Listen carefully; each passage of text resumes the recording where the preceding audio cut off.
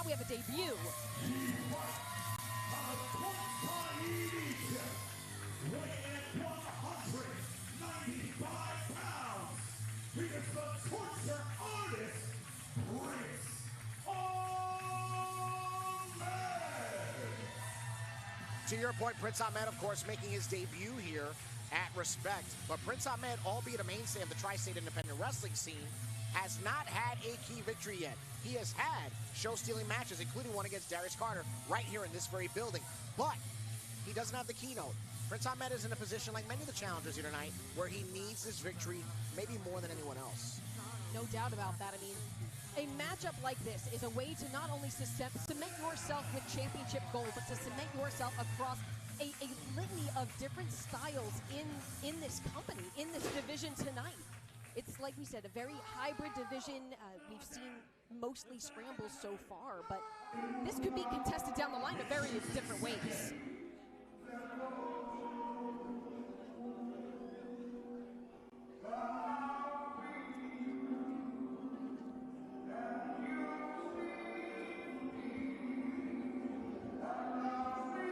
And of course, there's no other choice than the Reverend of Ridgefield Park, the Minister of the Mecca, Shane Fair, white glove treatment only for hashtag no escape.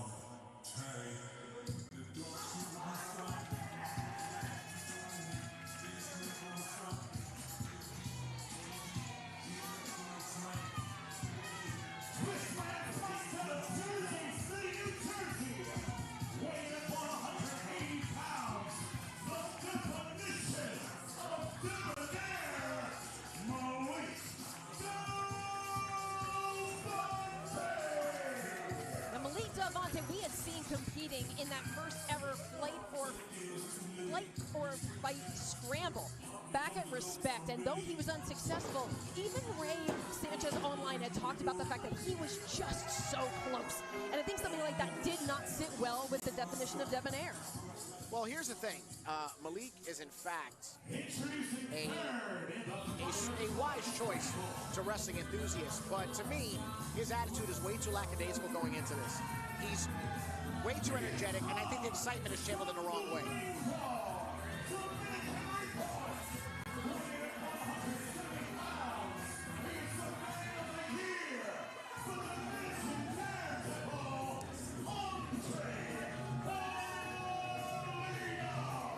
Not only does Andre Polino come in here with a victory in this division, in this budding division, if you will, but bear in mind, judging by the reaction, he is in fact the sentimental favorite. No doubt about that. And another thing to consider is that it was Paulino that got that pinfall victory over Malik Del Monte. That's right. Back at Respect. The odds-on favorite, one with incredible momentum going into this right here at Respect. Of course, we invite you to use the hashtag #NoEscape for those of you watching on YouTube. Shout out Ref SP Anderson, making sure that each competitor realizes the moment that we're having, this platform that's being cultivated for competitors specifically in this wheelhouse. He is from wherever he wakes up, weighing in at, he's not really sure. This is Junie Underwood. And another exciting debut that we're getting to see here at hashtag #NoEscape, Junie Underwood, who had spoken about the concept of fight or flight online and said that when he was 19 years old, he got the words fight or flight tattooed on his body. That is how strongly he believes in that attitude, in that mindset. And in a division like this, it almost seems like it feels right at home for Junie Underwood. Absolutely. And on paper, doesn't look it, but I promise you, the most versatile of all competitors involved tonight.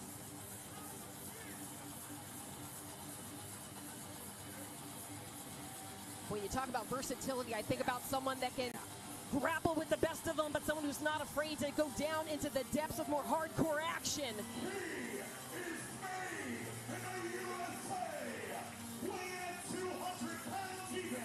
He is the former Big Japan Wrestling Deathmatch Champion. This is the King of Deathmatch, the Psycho Conway. The international nemesis has arrived. And when you talk about that King of Deathmatch, moniker. That is something that he earned for himself after spending a massive chunk of 2025 competing in Big Japan, and actually ended 2024 by being crowned the King of Deathmatch World GP Tournament winner. That's right. But account for the fact, too, that no stranger to technical prowess is Akira. He may not show it as often when he's in more deathmatch or hardcore situations, but it is definitely in his wheelhouse. But I think you touched on an extremely great point there. This is a gentleman that can do a hammerlock, throw a haymaker, or literally stab you with a light tube. Has all of those elements at his disposal. Everyone here acknowledging the gravity of this moment as we prepare to crown and make history here at Respect Wrestling. See the determination, the focus. And our opening contest is live here at Ridgefield Park. Everyone taking a moment to almost size each other up and going for broke. Prince Ahmed kicked upside the head. Andre's parry followed up different attacks from all parties involved, and Akira inserts himself into the situation. Looking to neutralize the torture artist relatively quickly. Here comes Paulino, dishing Akira out to ringside. Quickly sacked, and watch out for Malik. Up, put some brakes on that one. Great athleticism.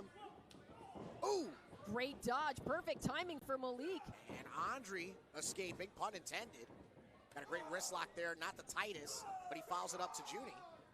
And all three of these competitors so gifted in terms of speed, agility. Up, there's the rebound.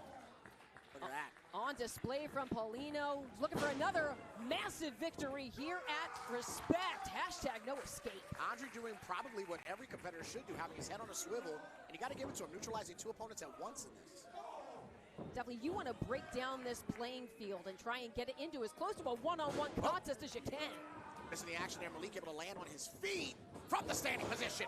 There is the head scissors. Turnabout, fair play. Malik trying to say anything you could do, I could do better to Paulino, the man that pinned him in the first flight of Freight Scramble. Check out who's respawned in the ring. There's Junie with the duck under. Wait, oldest trick in the book. Is he going to fall? Oh, he booped him. A bait and switch by Junie. He's proficient in that. Junie Underwood, someone who's known to be a bit of a trickster, cracking off that scorpion kick. It takes people off of their guard with this almost like jovial mindset. Not only a trickster, bear in mind the fact that he's been involved in tag team action and singles action throughout the better part of the last 2 years. So he knows what it's like to deal with multiple opponents at once. And fire in the hole. The grappling gremlin that is Junie Underwood, but quick. Here comes a new challenger, and it is the deathmatch man himself. But Akira eats the chop. The Psycho Samurai looking nonplussed. The godly Gaijin realizing that this is now his opportunity to strike, and he does just that. Deafening thud across the chest of Junie Underwood, who's put on some mass in the upper body, but still felt all of that. And Akira not impressed, if nothing else.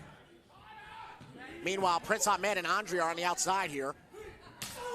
Sealed with a kiss and stings just as hard. Now, if I were to tangle up into a striking battle with Akira, I mean, I don't know if it's the smartest thing, but Junie Underwood going for broke here. Yeah, definitely impressed by the fact that he took said initiative, but not the smartest to do. Bowled over. Dropping the double knees on the chest, driving the air out of the lungs. And cover. And a 2 count here. And you could see in the background, Prince Ahmed was ready to break this up if need be. It is one fall to a finish, and our combatants don't even have to be involved in the action for us to find a new and first ever champion. And Akira now using those educated feet, following up with the chop. Got that snap in position, the cravat at least. And up the loaf, not getting sliced.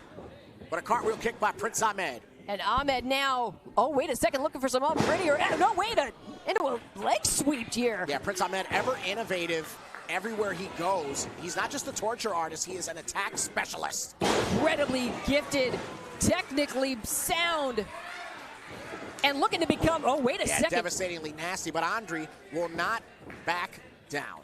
Paulino driving that knee into the skull of Ahmed. Ooh. Look at the cartwheel on that curtain call suplex.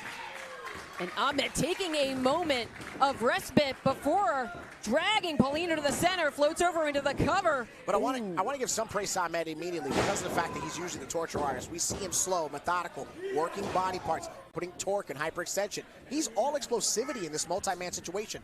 Great strategy because I guess his opponents were not expecting it. Definitely not, and especially when we know that matches like this division is all about innovation. It's all about the different styles that can cross paths here at Respect, and we're seeing it firsthand.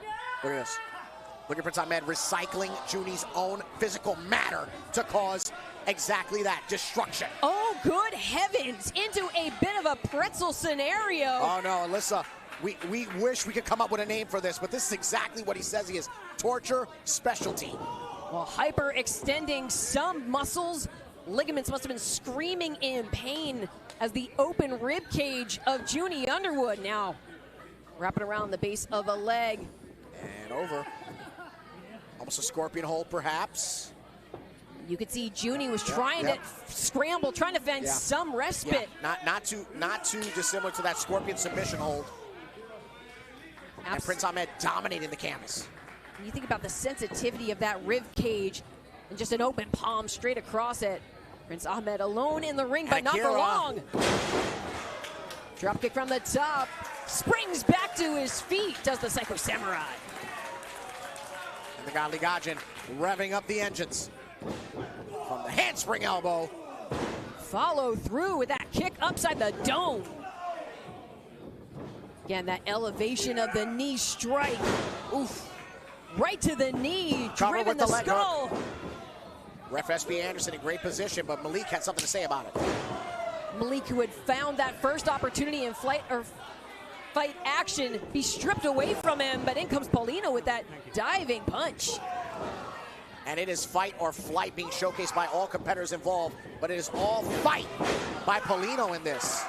Excellent follow through, loses no momentum, keeps the feet on the gas. Spinning through into that cover, shoulders are down, and Junie breaks it up. And cuts Junie up before he gains any form of momentum here. Sacks him right to the outside, right to the dive spot. But Malik reinserts himself into the equation. Taking out that frustration, everything that was wearing on him from the Respect event. And roll through. And the shoulders are down. Oh, so close. For my money, that was a 3. You can only imagine the chips that were bet on Malik right there. But Malik didn't come this far just to come this far, but here comes Junie Underwood. That one right to the chin of Delvante. From the shoot-off, pop up. Planted. New champion history's about to be made. And from the spring up, cut down is Malik. Wastes no time in that cover, but still not enough. Incredible resilience on display from Malik. Watch Ahmed on the bottom of your screen there, timing his moment. Incredible with that headbutt from Prince Ahmed. Yeah, that Egyptian eclipse. Did you see that? Right across the shoulder blades, debilitating Underwood. With the fight or flight championship on the line, everyone is giving it everything they've got. Spiking Malik to the canvas. And now, as Malik is out, Junie Underwood's shoulders are down. You can see the frustration, but also the focus. Now it looks like Prince Ahmed was trying to pry the nose off of Junie Underwood's face. All 5 competitors really, and I mean really, leaving their emotional matter onto the canvas, but Ahmed perhaps running it at a different game tonight. Now in this high-risk situation, in comes Akira, who had that devastating match against the Brooklyn Outlaw Donovan back at Respect.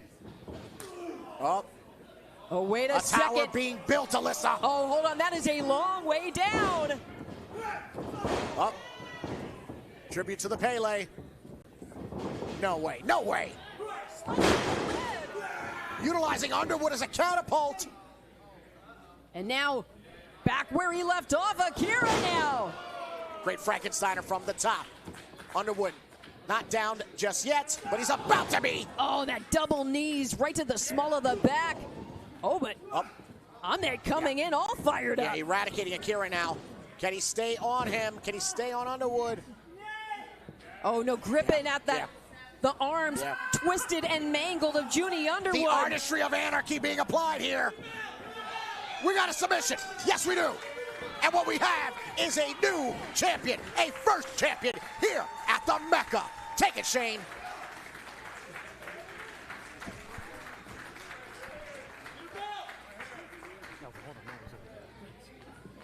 Here is your winner, the result of a submission, and now your inaugural Respect Wrestling Fight or Flight champion, Ahmed. You could see the shock in the face of Akira, who was coming in to break up that submission. Definitely not pleased as the Psycho Samurai, but in vast polarity. Very pleased with this moment. Absolutely. Prince Ahmed with the submission to Junie Underwood. But you mentioned in this reality, a hush comes over the crowd here at Respect. The realization that Prince Ahmed made history. Prince Ahmed, the torture specialist, literally put torture on every competitor he could to get what he felt he deserved. A victory like no other. The inaugural Fight or Flight champion. If this is any telltale sign of all of the action that is ahead of us, everyone is on notice now. Think about the fact that is literally a sampling, to your point, Alyssa. That is just our opening contest here as Respect Wrestling presents No Escape, and that's what it was when it comes to history and Prince Ahmed. There was certainly no escape for Junie Underwood in that situation, forced to tap out, but Akira is looking very upset by that decision. A little bit. A little bit. And look, the Godly Godging wanted to be the man with history associated to his name here tonight, like he did all of 2024, all of 2025. You want to keep that momentum, but sadly, tonight was not that night. Whoa, whoa! Is that? Oh, yes, it is. That is Donovan. That is a man that Akira had that absolutely brutal matchup with back in Respect. Donovan, I guess, coming to take his pound of flesh. The Brooklyn Outlaw giving out receipts here in the Mecca. Oh, goodness gracious. Shane Fair hightailing it out of there as now. Oh, wait, Akira trying to fight back, trying to mount an attack of some kind. But Donovan holds on to that front face lock, really putting the work on Akira. And taking into account, I mean, now we're getting some reinforcements out here in the form of our officiating staff, trying to just put some separation between these two, trying to have Donovan see some reason. I mean, Donovan had alluded after Respect that this certainly was not the end of his feelings towards Akira. There it is. Come on. The Southside knee. Too tempting for anybody, especially Donovan, not to go for.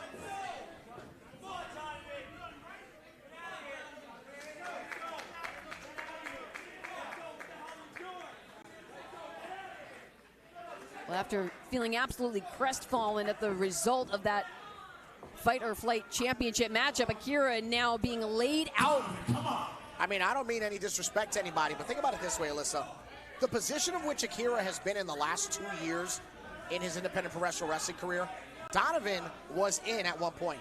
Donovan is a pioneer competitor that allowed people like Akira, like so many on tonight's card, to be in those positions. Perhaps that is the ethos of this attack. I'm not trying to justify it, but as a journalist, I think that could be the explanation. Well, I mean, whatever the reasoning may be for this behavior of Donovan, we are still trying to get a little bit of control. And it looked like, speaking with our owner, Ray Sanchez, are more so haranguing. Well, right now it's the officials that can't seem to escape Donovan, or at least get him to the back area. We're back here at the Phil Sheridan building in Ridgefield Park, New Jersey. As you just saw, history made. Prince Ahmed, our inaugural Fight or Flight champion winner. Akira downed by the Southside's own Donovan here. Well, we're going to take it back over to Shane Fair, but be sure you are using hashtag No Escape on social media to tell us how you are enjoying everything so far. Gigi for the win. Don't put up a sign in front of Gigi. She'll bite your head off. Prince Ringside Chat. New York WrestleMania. Faith Thompson. The lovely Faith Thompson. Joe Delgado. Thank you, Joe Delgado. And ladies and gentlemen, Pazuzu royalty is in the building. Ladies and gentlemen, Sanchez and son of Sanchez. Well, we're going to continue right now with our breakthrough division. This is a tag team match scheduled for one fall. Referee Cruz in charge of the sound of the bell. Introducing first.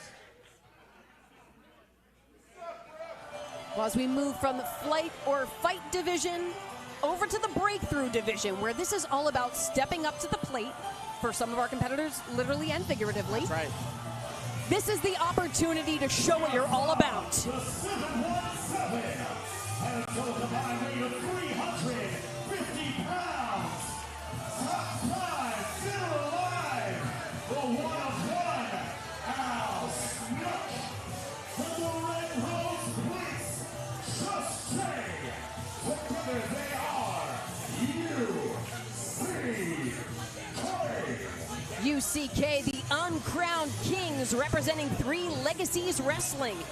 We're very impressive to our Respect Wrestling owner, Ray Sanchez, and wanted to give them an opportunity to show what they bring to the table, what they are all about. Said online that they are hungry, they want the opportunity, and that they deserve the world. Well, that's actually the definition of the breakthrough division with that statement in and out of itself. And we also want to let our fans know that the breakthrough division is not limited to tag team competition. It's exactly that. It's a division for anybody to break through. We're just kicking things off with tag team action. And as the trumpets sound, heralding the arrival of the Golden Glovers, this is where they get to step up to the plate.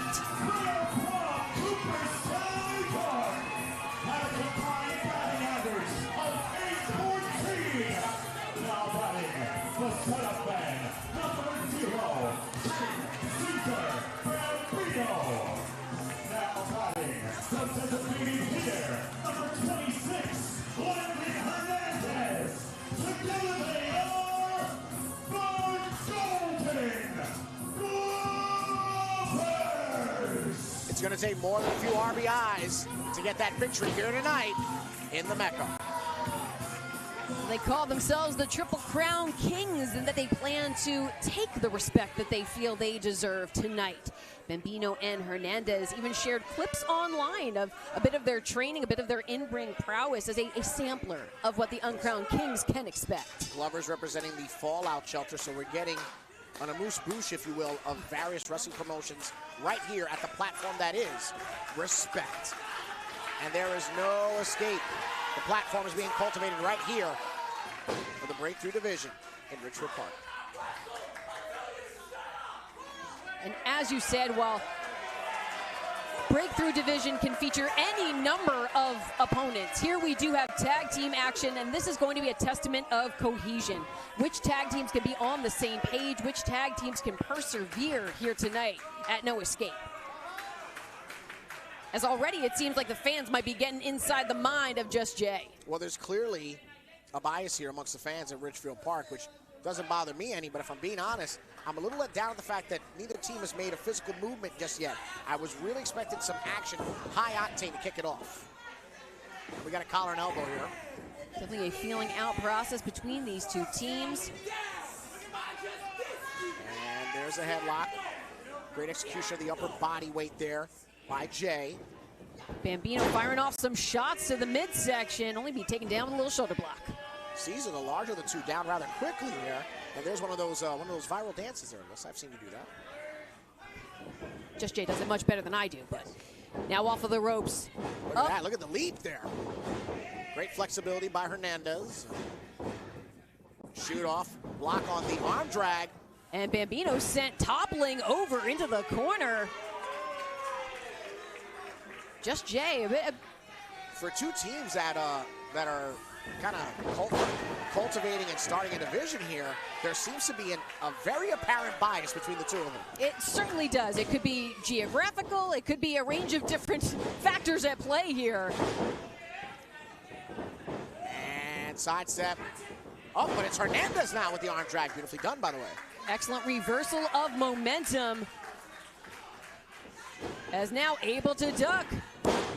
Fires off that back elbow. And now going for the cover, but Jay already, wait, now the tag made. In comes Hernandez. And double snapmare there. Oh! Simultaneous, like a crack of a bat. They call that the Cracker Jack box. I know that because I am fat. Or you just love a good ball game. Oh, now the tag made. Thank you for covering my love handles there. And now, in comes one of one, Al Snook. Al Snook, probably top 5 greatest names ever in wrestling. And again, a feeling out process here with that tight lockup. Hernandez and Snook, very similar in body size and development. Counters the Irish whip, does Hernandez. Ooh, lighten up that midsection with a flurry. Ducking, dodging. Overhead arm drag right there, beautifully done. As the Bambino cheers on his partner. But now the designated hitter with a splash in the corner. Running through. And the ball club's starting to rally up. Ho, ho, ho. But the Glovers take solstice in that brief pause, knowing that they've got the number, perhaps, of the Uncrowned Kings. Now, while Al Snook has hightailed it around ringside, is it the wisest thing for the designated hitter to have taken the foot off the gas, to have let there be a distance created? Because then things like this can happen. Right. Snook, ever quick on the opportunity that is to attack, and that's what they need to do. The match, for the most part, has been all Golden Glovers. Now, mocking the sport of kings. Well, I mean, the Uncrowned Kings are the ones to do it. Now driving. Cruz being diligent in his instruction. Just driving that shoulder, taking the air out of the lungs of Hernandez. Now, sent overhead, spiraling to the mat. And now the cover from Lateral Snook. press, yes. Oh. And so jarring, Hernandez not even knowing which way to look. The corner was empty, but now looks like Bambino is rallying in his corner. Oh, swiped out in midair. In its simplicity, ever effective. Great sidestep there. Lateral press. Only good for 2 for the Uncrowned Kings. Notice that Snook utilizing all his body weight here. Brilliant. Yeah. Now wrenching by the headband. I mean, it's definitely, it is a mentality, it is a mind game. Yeah. Oh, and again, utilizing the body weight. And again, in its simplicity, ever effective. The body weight and the hyperextension of that middle rope. Brilliant. Excellent. And what do we say? It's going to come down to cohesion. Yeah. Able to find that completely same page. underhanded, but the most impressive thing that they've done in the contest. There's never going to be an asterisk that, oh, it was underhanded. It's just going to say who won. And now driving. Now There's the tag. The ring being completely cut off there from Hernandez. Bambino just watching on. Textbook tag team wrestling, creating that separation, and Hernandez is finding himself in a bad way here. Well, we had heard online the comments from Absolute Greed. They are accompanied by the true managerial champions, Silky Smooth. On a combined weight of 29 gold bars, here is the ECW King, Absolute Alvin Alvarez, and the president and CEO of King Industries, Adam King. Together they are Absolute Greed. Smooth had even said online that Project Mayhem got quote-unquote lucky when they won in 4-corner tag team match at Respect over the summer. I mean, Kane and Alvarez were undoubtedly very close to victory before Eden and Smiley broke up the pinfall and got the win. But online, they talked about how Project Mayhem were only able to pick up the win because of all the moving parts. We know that there was a bit of interference in that matchup back at Respect, but that things would be very different tonight as they go 2-on-2. Absolute Greed feels as if they are above the Mecca. These are competitors that have performed, and they feel like bigger and better venues than Ridgefield Park, New Jersey. Of course, upon their debut at Respect, they felt as if they didn't have to take on any other teams. They should just be awarded novelties. But tonight, it got a little personal for the Extreme and the Financial and Absolute Greed. And alongside Silky Smooth, we also have to think about this factor. This is a new direction for Absolute Greed. You know, what could this mean going forward?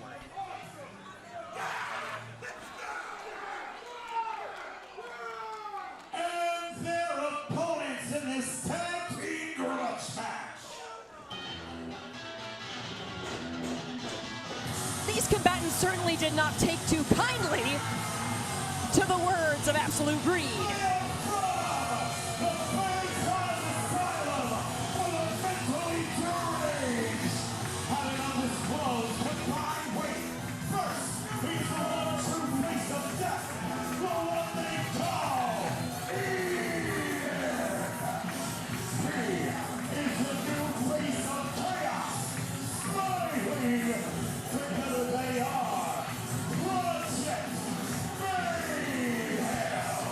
Eden, of course, the Sugar Skull Psycho.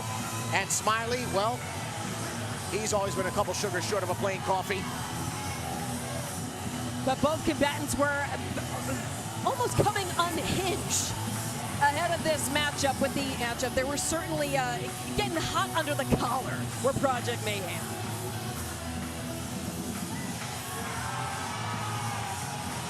And with already a win under their belts here at Respect Wrestling, you gotta wonder, we're always bringing out new divisions and new developments at Respect Wrestling. You have to imagine that a tag team division and tag team titles could be in the future.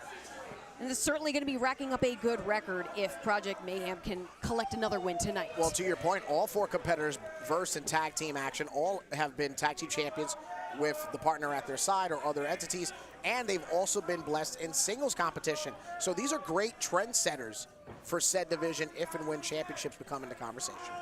No doubt about that. And often I feel that some of the best tag teams out there are well-established singles in their own rights. They know how to have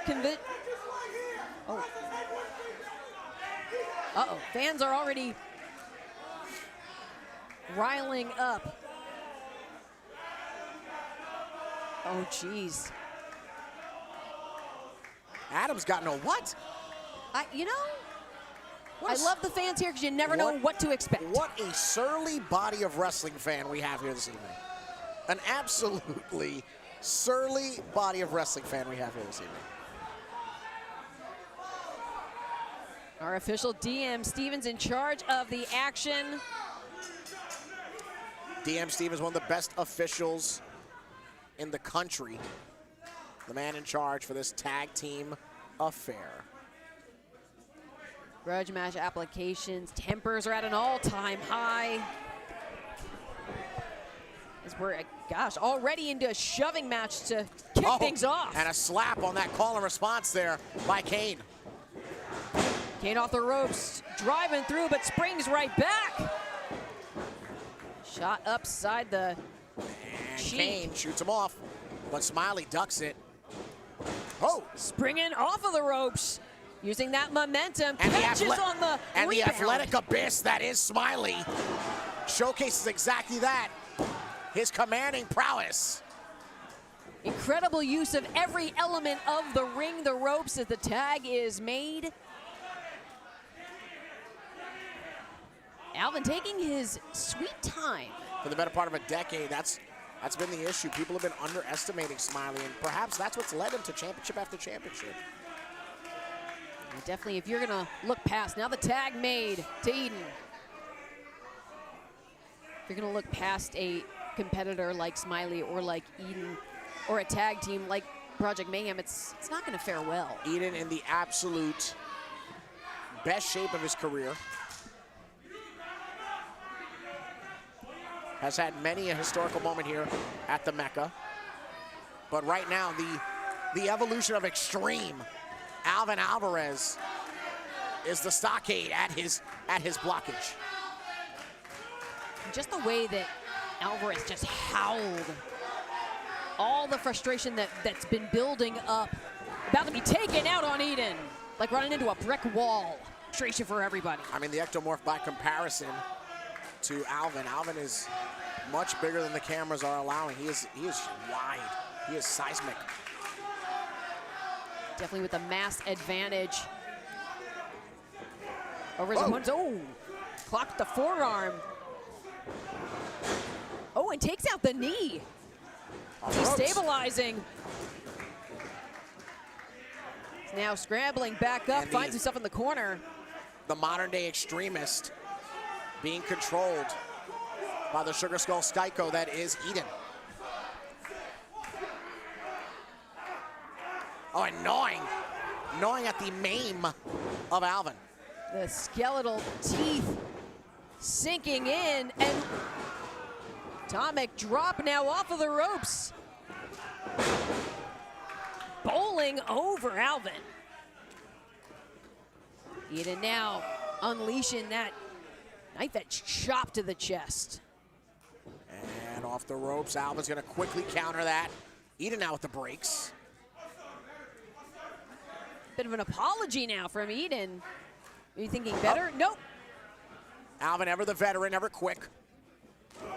Just a clubbing blow, disintegrating Eden at the feet of Alvarez. Just battering straight between the shoulder blades of Eden. Oh, huge chop there, just sends Eden reeling to the rope. This is, in fact, where those names were cultivated for success. Smiley, of course, a veteran of the independents, but Project Mayhem and his lineage of hardcore and storytelling matches all happen in this venue. It's a different magic than taking on other competitors in other places. It's now Smiley off the ropes, once again building up steam and quite enough momentum to wipe out Adam Kane. But wisely, Absolute Greed retreating to ringside to regroup, maybe do a strategizing session with Silky Smooth. As Silky Smooth clinging to his proteges like cheap fabric. I know that was a dig at the polyester suit. Well, a little bit. Industries, as these two entities, financial and physical, start going to work with Smiley. Battering down the hatches and trying to stomp a hole through Smiley. Now, meanwhile, directing DM Stevens. DM Stevens has keen eyes on the competition. Thank you very much. Right across the eyes, obscuring the vision of Smiley with those boots of Adam Kane. Kane continues to center the opposition, making sure he does not get to his corner. Now isolating him in his corner. Great strategy. And again, wrenching at that mass, completely throwing Smiley off his game, trying to expose his identity. Meanwhile, weaving the limbs of Smiley across the ropes. That big thudding forearm. And a chop from Alvin as well. Like dumping unneeded shares of the stock market, Smiley is plummeting at the feet of Adam Kane. And off the ropes. Stymies that momentum. Great word. Thank you. Oh! Big kick. Kane able to cover up a little bit, but still got him on the chin, did Smiley. And Smiley reaches, trying to shoot the half for a cover. Perhaps thinking tag instead. But too close for Alvin's comfort. not legal. Alvin is not legal, guys. But enough to neutralize that opportunity. Alvin runs straight through, but able to get the boot up in time with Smiley. Oh, jeez. A ricochet. You saw the bounce, the torque of the body of Smiley. Wait a second, no, not like that. Well, that's blatant. That and getting dangerously close to a disqualification is Adam Kane. Counting along right within the count of DM Stevens, and Eden's seen enough. And up, yep. Typical of Alvin and Kane. Even the official has a facial expression that says this does not look like the other. That back elbow shiver. Alvin relishing the moment of dominance. Before firing off another shot to Smiley. Alvin, it seems like he wants to just take his time and enjoy all of the violence that he is imparting on Smiley right now. Oh, for sure. Alvin loves a good torture game. Alvin loves getting into the head of his opponent and into the crowd. And I sometimes believe that that getting into the mind is almost, it's an intimidation technique. Using that impressive mass and wields it like a weapon, does Alvin Alvarez. And Alvarez now sends Smiles to the far side. Oh, wait a second. Oh, low bridge, low bridge. Up, pays the toll. Dumped out to ringside and now And able there to it make is. the tag. In comes Eden. Fresh and firing on all cylinders, Eden, no less. And Eden now, manipulating both of his attackers. Whoa! Double overhands.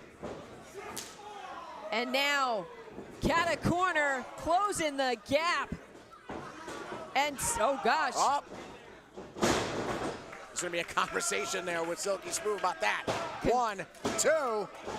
Oh, dangerously close.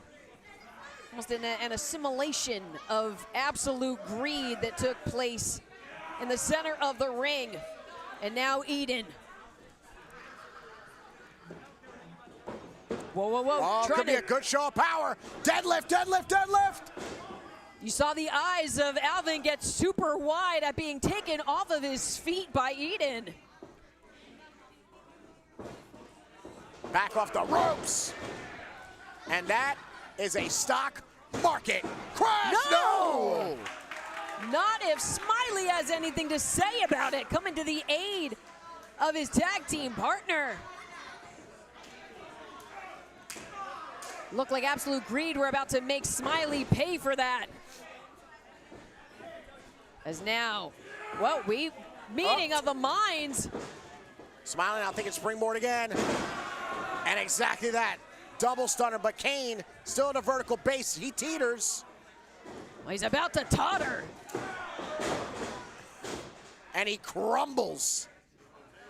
Well, Project Mayhem now in a position of dominance, having Alvin at their disposal. And now Eden back in play.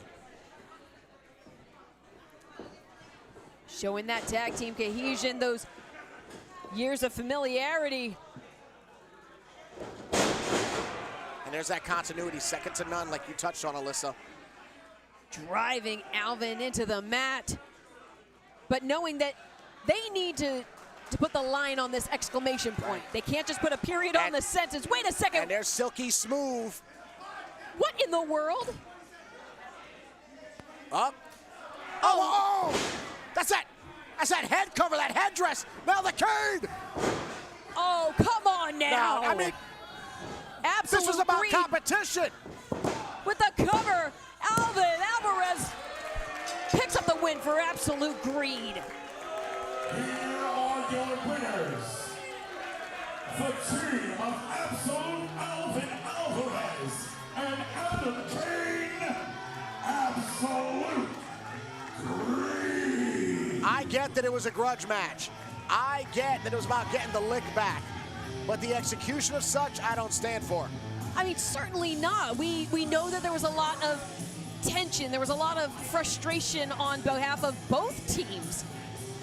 But at the end of the day, the record book will show that it was a win for absolute greed. It's not going to, as we can watch it back, they're not going to talk about the interference of Silky Smooth. They're not going to talk about using that headdress and the cane as weapons against members of Project Mayhem. This was a well drawn out play, executed to perfection by absolute greed.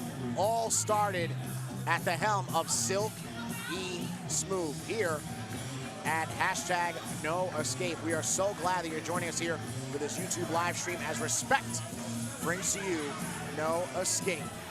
We have a very exciting matchup coming up next for the first time ever and sponsored by History and Headlocks. These two are going to be meeting. It is Jordan Oliver and Joey Conway. Very curious to see how this is all going to pan out.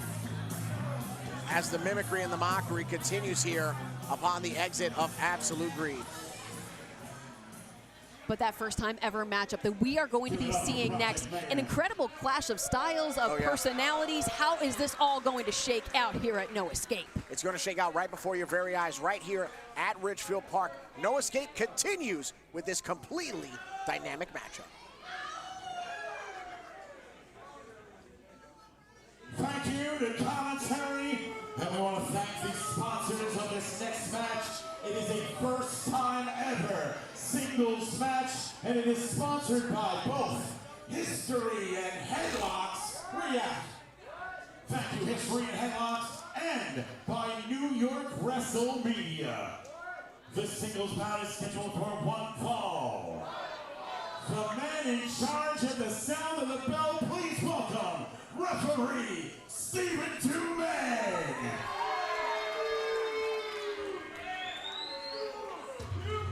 Introducing first.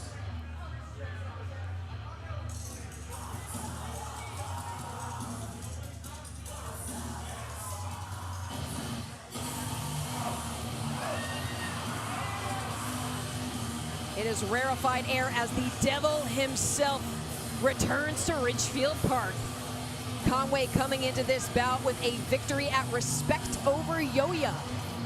Got to be a driving force. A lot of diehard independent wrestling fans want to know if the devil can go the distance here tonight.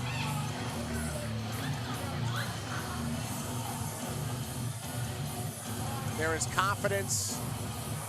There is a lack of respect. And there is villainy oozing out of Joe Conway.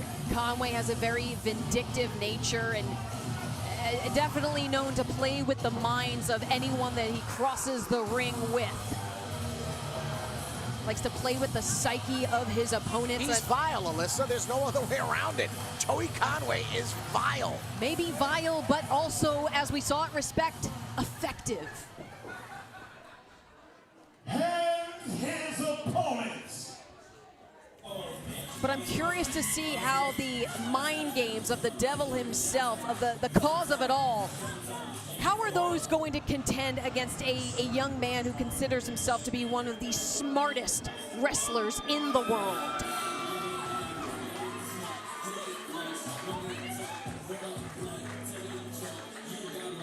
Jordan Oliver has been on an insane trajectory, multiple tours of Japan, Europe, the UK over the course of his young career.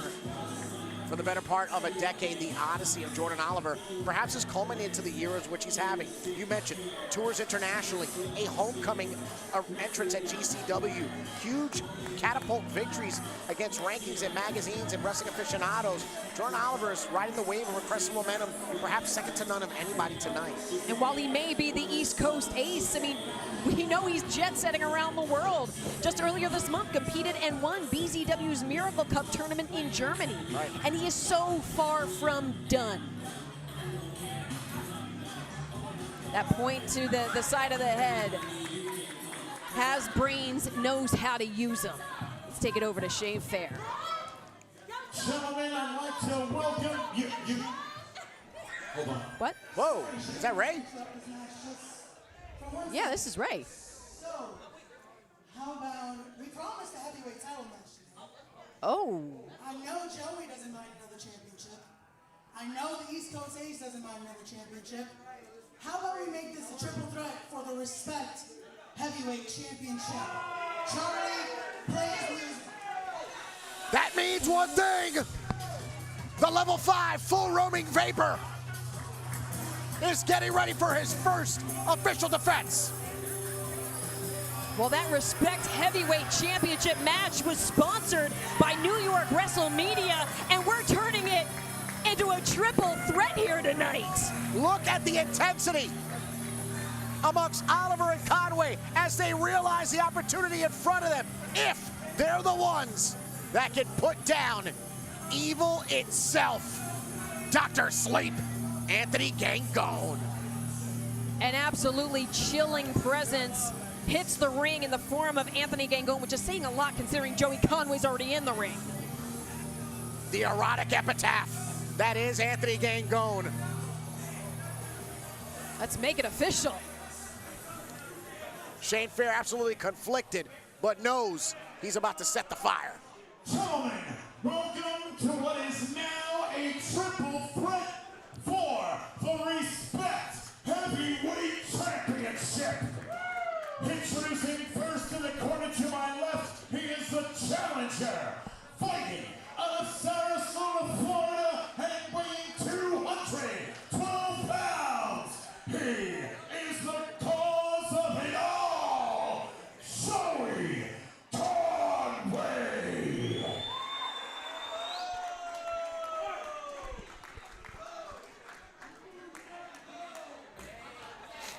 Introducing second in the corner to my right, the second challenger. He is representing GCW, fighting out of Newburgh, New York, and weighing 210 pounds. This is the Brain, Jordan Oliver.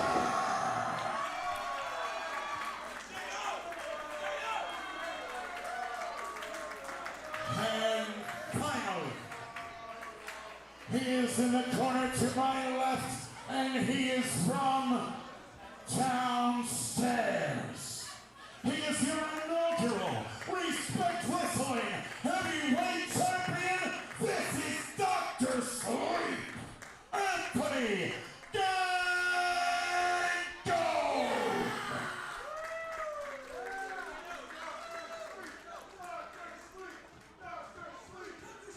The absolutely menacing DRxSLEEP, the cause of it all, and the Brain set to contend for the Respect Wrestling Heavyweight Championship. Gangone has conquered aces, slayed grand dragons, choked out owners, and that's just this year alone. You think about how the complexion of this matchup has just completely shifted on its head.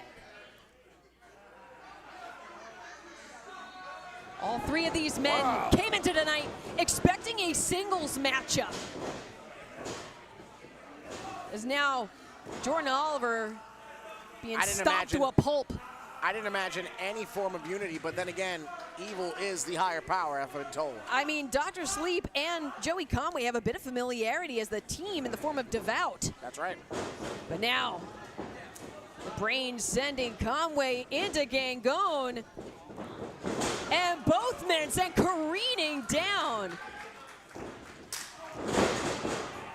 Swift drop kick from Jordan Oliver. Jordan Oliver, of course, the Newburgh wrestling native, getting a start in promotions like Impact Championship Entertainment, MVW, and more, becoming a global mainstay that he is today. The Brain, one half of the Busta and the Brain, three-time GCW Tag Team Champs, drops the leg and looks to pick up more gold to add to his arsenal tonight. Jordan Oliver pointed to his head there, showing everybody that he is the man that he said he would become. And Jordan now, yes, takes the foot off and enter DRxSLEEP himself. Gangone dodging. And Conway now have been asked by Jordan Oliver online if the boots could back up what his mouth was saying, and it certainly looks like they can.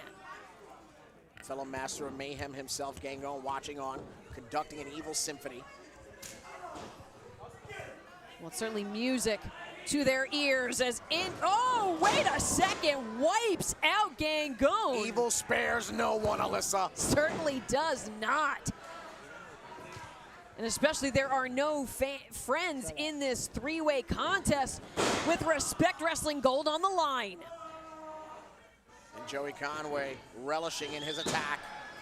First near fall goes to one of the two challengers in this history-making three-way matchup. As Respect brings to you #NoEscape. When you think about it too, Cheyenne, Anthony Gangone doesn't even have to be part of this decision and could potentially lose that championship tonight. this his first offense after winning against Bear Bronson back at Respect. Easily a Match of the Year candidate.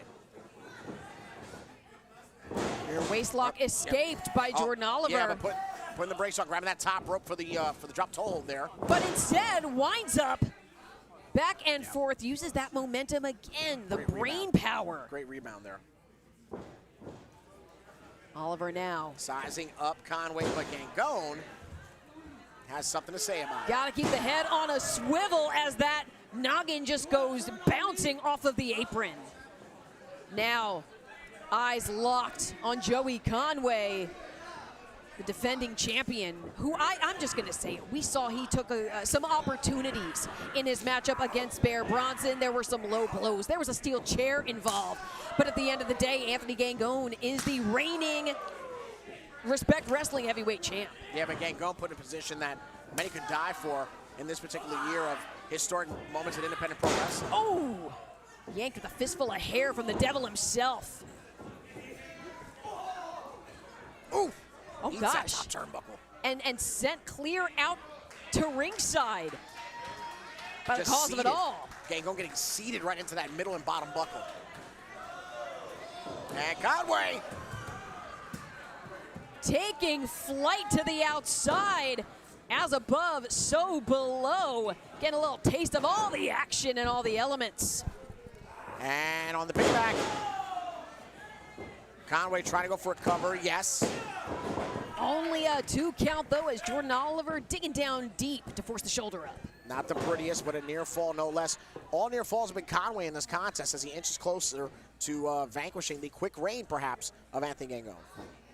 Now up on that top turnbuckle, poised for flight once more. Diving, flipping senton. And Gangone quickly on the opportunity! And Oliver says otherwise. Gangone was looking to pick the bones, but Jordan Oliver saying no. Not going down without a fight is the brain.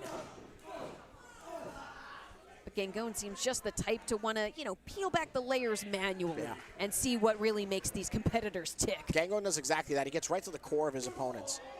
Right to the soft spots, hits the nerves of sensitivity, and attacks and strikes those chords repeatedly.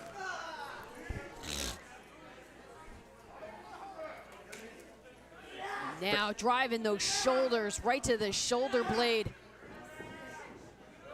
Superplex, perhaps. Jordan Oliver, though, coming right from behind. Up. Gangone trying to fight out. Into that electric chair position. Joey Conway, wait a second. Escapes out the back, and Oliver. Yeah.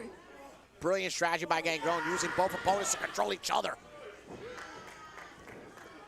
And now wrenching this hold. Jordan Textbook Oliver. hold DRxSLEEP. Oh, wait a minute. 1, 2. Too close for comfort for DRxSLEEP. And Gangone reciprocates the chop, but Oliver serves up a kick. Whipped across with that. Wait a second. Back to it. The Novocaine sleeper. And nowhere for Oliver to go as DRxSLEEP neutralizing. Face first. Goes the brain into From that the revolver. cover. Gangone goes back to the chamber now after that near fall. And still that spring of Jordan Oliver. Not showing signs of weakness, but wait a second, rolled up by Conway, has With the the tights. tights. And Conway follows up with the knee. What a 3-way contest for the Respect Heavyweight Championship. Every single combatant bringing all that and then some, with the precious prize of Respect Wrestling Gold on the line. Look at the kicks of Jordan Oliver. Look at the torque on the DDT. Off of the body of Conway. And Conway gives Oliver a taste of the Western Lariat. And all 3 combatants are down. As the fans here at Ridgefield Park giving their respect to this crowd. Thank you again for joining us. #NoEscape If you want to talk about it in the chat here on YouTube, be sure to join us on X, Facebook, and all forms of social media. As referee Stephen Dumang administers the count in this three-way. When you think about all of the damage that all of these men have sustained, the fact that they're all able to get to a vertical base at all is impressive. Oh. Well, now it's the most violent game of whisper down the lane as haymakers are being thrown about. I think they're just trying to punch with whatever they can, whatever's left in the tank.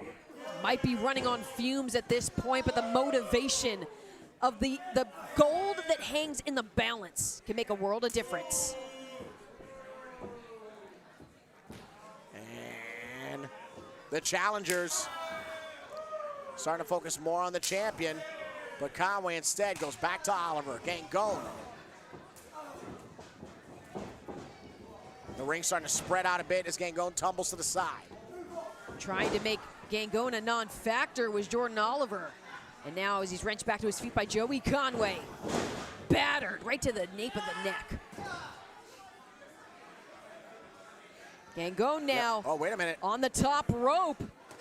Double stomp to the small Follow of to the the back. suplex. Oh, cut off at the pass by Jordan Oliver. And now, oh, wait a second. A few short of a murder, but count the crows. Wait a second. Flipped into the... Two. And broken up by Gangone just in time. From the front face lock, it's Oliver on the counter. Shoots the arrow with a 2. And Conway breaks it up. Absolutely devastatingly close. Again, dumping the reigning champion out to ringside. Conway stunned, hanging off of the ropes. Ducks the line. Joey with the springboard and gets eradicated with the kick of Oliver. That one caught him mid-flight. As the East Coast ace looking to pick up a new bit of gold. Wait a second. And there it is. Looking to cut the crows. Oh! Can they go with the kick? Straight knee to the chin. Oh, and that knee finding home. Is it enough? And it is. Hashtag and still your respect. Heavyweight champion. And still, respect heavyweight champion, Dr. Sleep, Anthony Gangone. The Evolution of Evil has his hand raised at Ridgefield Park, for it was no escape for Conway and Oliver. The historic reign of Dr. Sleep, Anthony Gangone, continues. Whoa. Taking a bit of umbrage with the behavior of Anthony Gangone that led to the win. As we watch it back now, able to neutralize Jordan Oliver, and that knee, heavy collision with Conway, enough to pick up the win and the retention in his first defense. But wait a second, Jordan Oliver asking for the microphone. East Coast Ace has something on his mind. And we are live. Should've been me and you one-on-one, Gangone.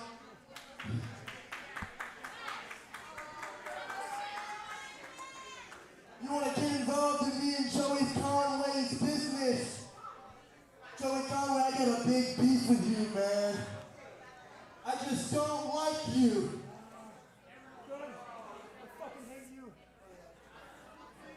How about this? How about this? Me and Joey Conway one-on-one right fucking now.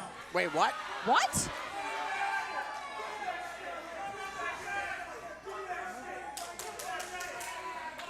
Oh, no, Jordan hold on. Well, that's an official. Now, this isn't going to happen.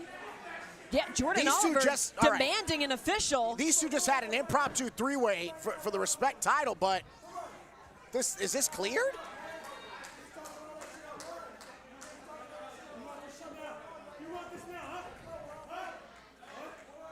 Wait, I think Conway's game. Conway, it looks like is sporting a bit of a No, he's lacerated, all right. He's got a cut above that left eyebrow. Just above. Wow, this shoving matches can only go so long before they completely devolve. Yeah, Ref Dumang has got to get in the middle of Oh, okay. Well, there's your answer for that. Conway, I guess, thinking better of it. I think that leads it's right into the manipulative nature of Joey Conway. Wait a second, Jordan Oliver demanding one. Oh, wait. This cat and mouse game can only lead to poison for one of the two involved. Goodness gracious. The East Coast Ace stands tall. Ladies and gentlemen, this is Jordan Oliver! Wow, well that certainly ruffled the feathers of Jordan Oliver with that, wow, that mind game from Joey Conway, but we did have word that January 31st, Respect Wrestling returns. We're gonna wait to see if that match is gonna be official, one-on-one, Oliver and Conway. But in the meantime, what is official is hashtag and still Anthony Gangon retains here in an impromptu three-way matchup to continue to be your Respect Heavyweight Wrestling Champion here at Ridgefield Park. We'll be back with more action, including the Pop, the Hit Squad. Who we got with what? Who's that? Hey, oh yes, UCK, the Uncrowned Kings.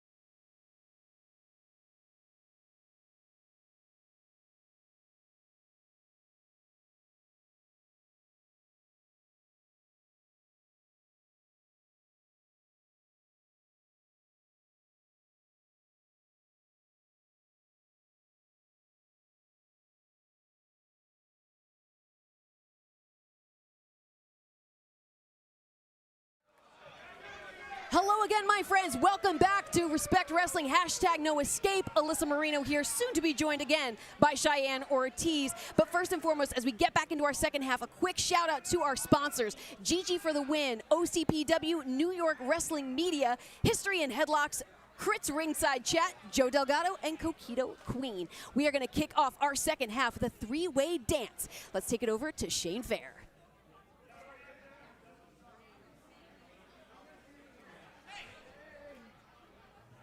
Thank you to commentary, Alyssa Marino and Cheyenne Ortiz. Those watching live on YouTube, welcome back. Thank you for choosing us. A lot of options on YouTube. Glad you're not watching like the Costco guys or some crap. You're here with us, and you're safe. Welcome to Respect Wrestling. We are now about to return with our next match. It is a triple threat match, and it is scheduled for one fall. Referee Cruz in charge at the bell. Introducing first in our triple threat showcase. Welcome back, one and all, as we officially bring things back at hashtag no escape. Thank you for tuning in, like Shane Fair said, on YouTube, and for supporting independent professional wrestling. And this matchup initially was scheduled to be a one-on-one featuring this man and Jared Diaz. Of San Francisco, California, weighing at 225 pounds, top guy,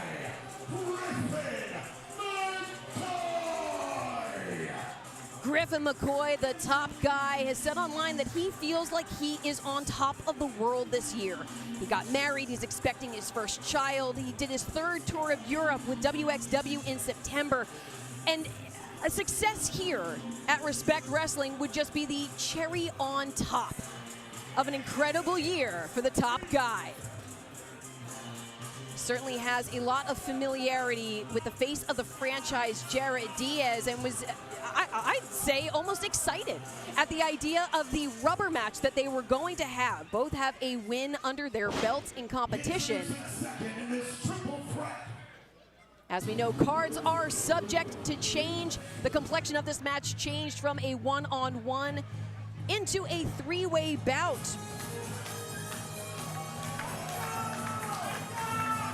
He is accompanied by Matt Awesome, fighting out of the Bronx, New York, and weighing 205 pounds, the face of the franchise, Jared Diaz. At Respect, Jared Diaz competed alongside Matt Awesome, who flanked him to ringside today.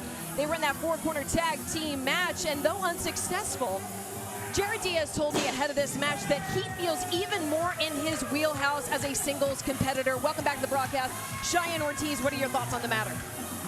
I've been watching Jared Diaz since basically his debut year in roughly 2019, struck by the pandemic like many of us. And Jared Diaz,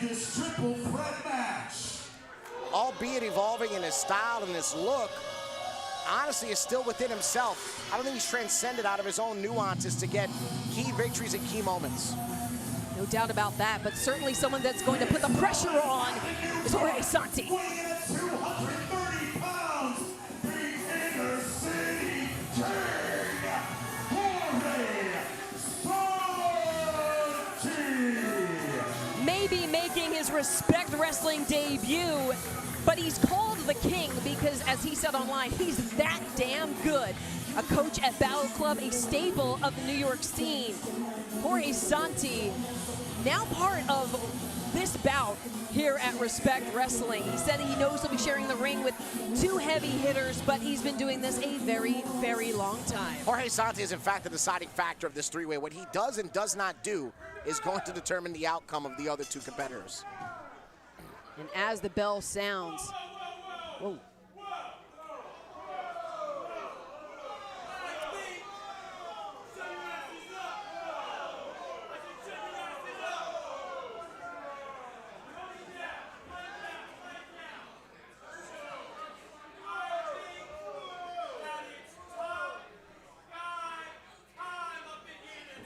What does that mean? means time revolves on Griffin McCoy. And all eyes are on him, all attention's on him. Time moves at his discretion. What'd that mean? Well, that means make the most of every opportunity. Okay. Call for time out. Kind of not doing that right now. Ref Cruz. Wait a second. Confused, much like myself. Up. Well, now, shoulders are down. From the Bob Backlund bridge to the headlock. Shoulder block. Rapid attacks here by all three parties involved.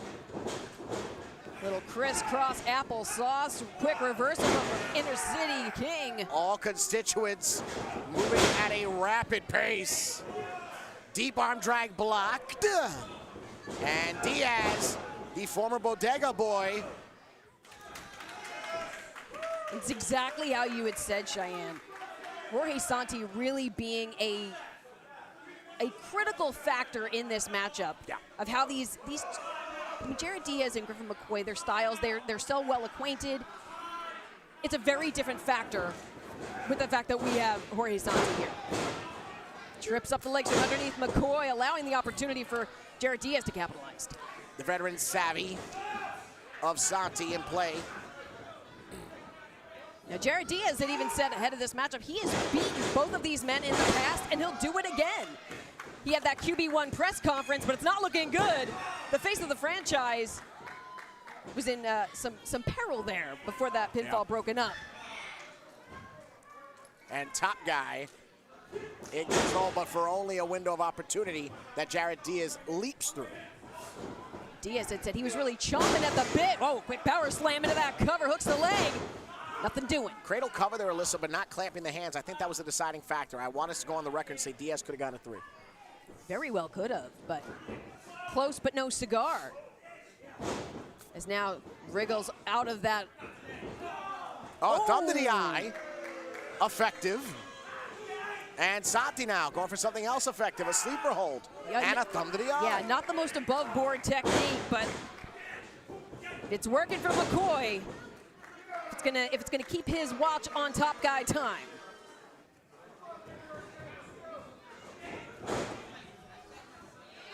Baseball slide sends Santi barreling out to the hardwood floor of the Mecca. And top guy dominates the corner with a chop. Yeah, just unfurling. Oh, another chop right to the chest of Jared Diaz. And Diaz now with a trifecta of chops. Doubled over by the top guy. And Griffin McCoy asking fans, who's the man? I don't know if he's going to get the answer that he wants here at the Mecca, but we'll see. You know. I don't think so. That's why if you're someone like Griffin McCoy, you have to make it so you're undeniable. That's right. Enjoying every moment. Oh, that's in its innovation, in its arrogance, that is extremely impressive. What better way to send a message? Not something that's going to win you the match, but it's certainly going to get inside the mind of QB1. And Santi gets downed again. Yeah, really capsizing the efforts of the InnerCity King to re-enter this three-way dance. Back elbow collision to the face of Griffin McCoy. Jared Diaz had said online about his preparation has not changed, even though it became a triple threat. Still the same energy, catches him on the rebound. I think that's the deciding factor, the fact that he's maintaining that energy to get himself closer to victory here. Energy that caught off guard the likes of Jordan Oliver and Joey Conway moments ago in that impromptu three-way opportunity. Exactly right. It's you have to have your head on a swivel. You have to roll with the literal punches. Bandera to the outside. Oh, almost had the legs taken out from underneath him by Jorge Santi. Wait a second, caught! Great showcase of power by the veteran. Oh, this is not going to end well. As he sends Jared Diaz hurtling into Griffin McCoy, wipes out both his opponents as Jorge Santi. How impressive would it be for Jorge Santi to come into this matchup as a late addition to the card and scoop up a victory? Yeah. And Santi now finally able to showcase his prowess in the ring. From the ripcord, Diaz cuts the cord. Catches the leg. Oh, taken down. Face first collision. And we watch this back. Look at that impressive Look at that. show of strength. With ease, repositioning the body and weaponizing it. And returning back to live action, the knee of Santi driven right between the shoulder blades, driving into the spine of Jared Diaz. This could definitely neutralize a lot of the offense that Jared Diaz could have in mind. You talk about tape study that Jared Diaz did. I'm pretty sure Jorge Santi did some as well. Oh, yeah. And Santi, let me tell you, especially ever since he became a trainer, even more so, he watches hours of footage, hours of mechanics, hours of application to show to the next generation. And look at this. Only a veteran would apply the surfboard hold with some precision. Watch out, because it's about to be tough. Rope time! The top guy off the top rope and into a cover to solidify his status. No. Jared D. Wait a second. With a cover. That is someone that is opportunistic, if ever there was one. Taking a pinfall wherever he can. And that is the face only a domestic partner could love. Is now back to the waistlock. No, half Nelson. Perhaps a modified dragon suplex. The cradle killer also it's called. And Jorge though, trying to, wow, shrugging off McCoy. Oof. Drop kick precision right to the mush. Yeah, great explosivity there from the well-grounded Jorge Santi as he now tries to get top guy McGriffin to that top rope. You've got to imagine too, after being a coach, his students teach him new things, new innovations. Are there things that he picks up as well as showing others? Do you think Santi is conflicted now that he performs? He doesn't want to be the example of a negativity towards the students. Do you think as if he wants it to be do as I do, not as I do, as you see, not as I say, instead of the opposite? It could be, but oh, wait a second, off of the back. Oh, whoa, whoa, whoa, whoa. In a precarious position, and a Spanish fly from QB1, the face of the franchise. Impactful maneuver, but not enough energy to capitalize.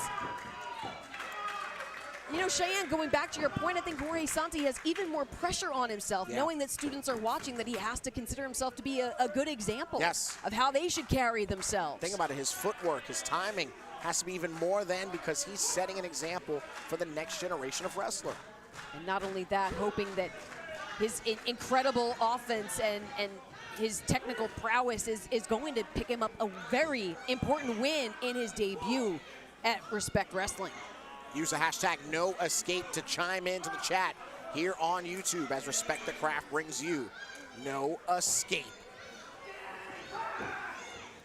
Catches the boot. Oh, and catches one to the face. Oh! Diaz gets one right out of the box as Griffin holds his own. Look at the explosivity, the leap of the shoulder block. Just dynamic attacks here by Santi. Mixing up the levels. Taking McCoy off his feet, but able to ground himself as top guy. McCoy reeling in the corner as Santi in control. What? Whoa! And with a little help from the top guy, a fisherman suplex to Jared Diaz. I have never seen that before. But wait a second. Veteran instinct rolling out to ringside, not allowing Griffin McCoy the opportunity to go for the cover. And Santi was aware that McCoy did not have enough to reach for a different cover against Diaz. Brilliant. Brilliant strategy amongst all three men, honestly. This is an impressive three-way match. But wait a second now, up on the shoulders. Could be looking for that Hail Mary. Oh! A little page out of Larry and Curly's book. McCoy thumped himself in the eye almost. Oof! Catch suplex. The wind-up, and it is good, but is it good enough? Taking that moment to, I don't even know if it was basking in adulation or just enjoying. The fans don't like him here. Now springing off, caught on the shoulders. Oh, that leg. That leg just gave out on him. He is spent. Oh, wait a second, though. Finds his way back to his feet, and now Say a prayer, that Hail Mary! Leg hook. Santi reaching. But mere inches. Victory escapes him. Here's your winner, the face of the franchise, Sammy Chaos. May it be pro wrestling, horseshoes, or hand grenades, close is not close enough. And Jared Diaz, the face of the franchise, victorious at No Escape. And in comes his tag team partner, Matt Awesome. You see it back here. Able to rise to his feet and execute that Hail Mary. Put away multiple opponents. And Jorge Santi, close but not close enough. Now taking that moment to bask in the win. Gotta wonder, come January 31st, what does the future hold for Jared Diaz? Make some noise for the Uncrowned boys.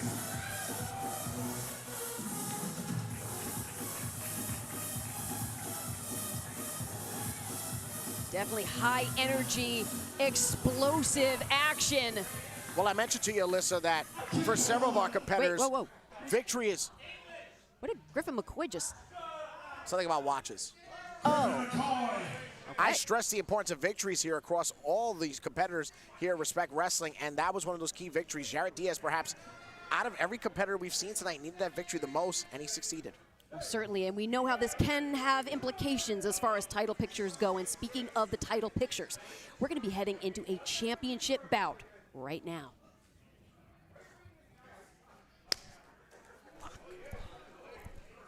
Thank you once again at commentary. DM Stevens, are you ready for a championship match? All right, with that said, this next bout will be contested for the Respect Women's Championship. This bout is scheduled for one call. Introducing first, the challenger. Bring it on! An international competitor, the hottest commodity. This Australian is no stranger to Japan, with Sendai Girls, a former tag team champion, to England, to Germany, has now set her sights on the U.S. and looking to just claim gold and build her name across the states.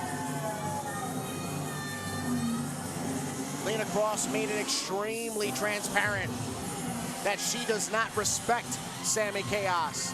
As disrespectful as it is, it's apropos. When you take a look at the year and the trajectory that Sammy Chaos has had to date, Lena Cross has already achieved those things. She is not impressed by any of those things. In fact, she feels confident enough to throw Sammy off her game and conquer her. Lena had said it herself, when she enters the ring, she doesn't compete, she commands.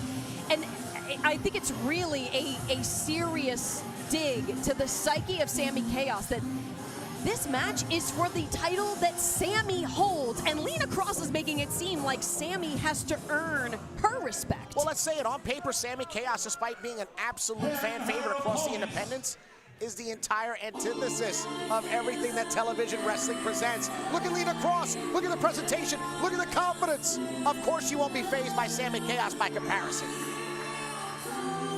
Sammy Chaos, you cannot deny. Not at all. An intimidating force of nature, the inaugural Respect Wrestling Women's Champion, the Harvestor of Sorrows, the woman who defeated Gabby Forza at Respect to cement her place in Respect the Craft history, the first woman to hold that gold.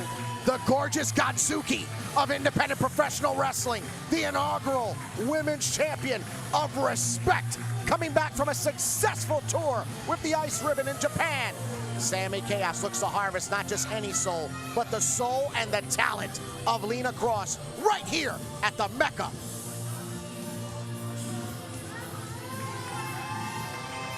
And in standing in complete polarity to the way that Lena spoke about Sammy, Sammy said online she has nothing but respect for Lena's drive, for the hustle that the hottest commodity has brought. And I think this was actually a rarity. You even saw the smile on Lena's face. I don't think either of these combatants are used to looking across the ring at someone that's eye to eye with them.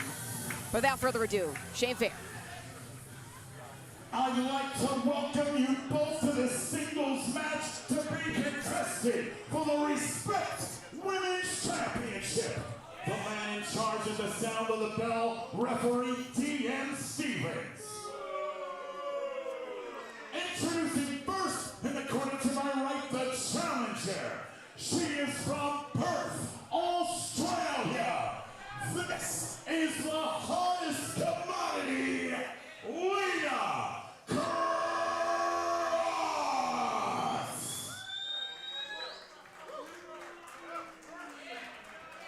And her opponent, she fights out of Asbury Park, New Jersey.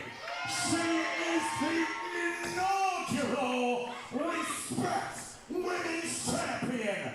This is the Harvestor of Sorrows, Sammy Chaos.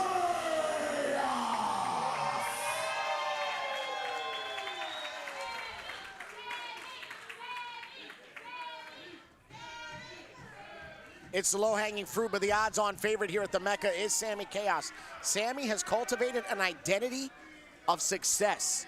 Sammy has defied barriers, has defied just stereotypes of pro wrestling, and she has done nothing but destroy them and the opposition against her. Beautifully said, but now a quick shot with the boot out the gate from Lena Cross. And again, I don't mean to pick the low-hanging fruit, but it's not often that Sammy takes on somebody similar in size, similar in power. This is going to be a real test. Sammy Chaos undoubtedly has that mass advantage enough to wipe out Lena Cross with these shoulder blocks. You can see nursing that shoulder, but picked up, taken off her feet. Again, something that Cross may not be accustomed to. Catches that hook. And Chaos repositioning and recontrolling the momentum of the matchup. But there's something about this contest that nobody's touching on, including you, including me, and that's the stamina of Sammy Chaos. And here's what I mean by that. Not even a full month ago, Sammy Chaos got off of a plane after a tour in Japan, okay? Went directly to a match. Went directly to a match after a flight from Japan. Left JFK, went to go wrestle with no sleep. Then drove the 3-hour ride home from her matchup, took a nap, and wrestled the next day, and has been on the hamster wheel ever since. I think it's an unspoken adage that wrestling stops for no one. I think Sammy Chaos is very attuned to that and has kept up that staggering momentum. All gas, no brakes, but as you just saw moments ago, Lena Cross trying to put the brakes on Sammy Chaos, taking out the knee from underneath, the Harvestor of Sorrows. And now it is the challenger in control. It is the challenger manipulating the body of Sammy Chaos. Oh! We knew it was going to be physical. We knew it was going to be a breakdown. You could see that grimace on the face of Sammy Chaos as she kind of untangled her lower body from the ropes. Those elevator cable, thick, hard ropes. Now boots to the midsection, doubling over the defending champion, Lena Cross. I believe she had yelled in the face of Chaos, saying, "Make me respect you." Gauntlet has been thrown, even though it's Sammy's title that's up for grabs. Cross taking a moment to take it all in here at the Mecca. I'm surprised the moment was allowed. If you ask me, it was way too much time, but the pendulum continues to be in her favor.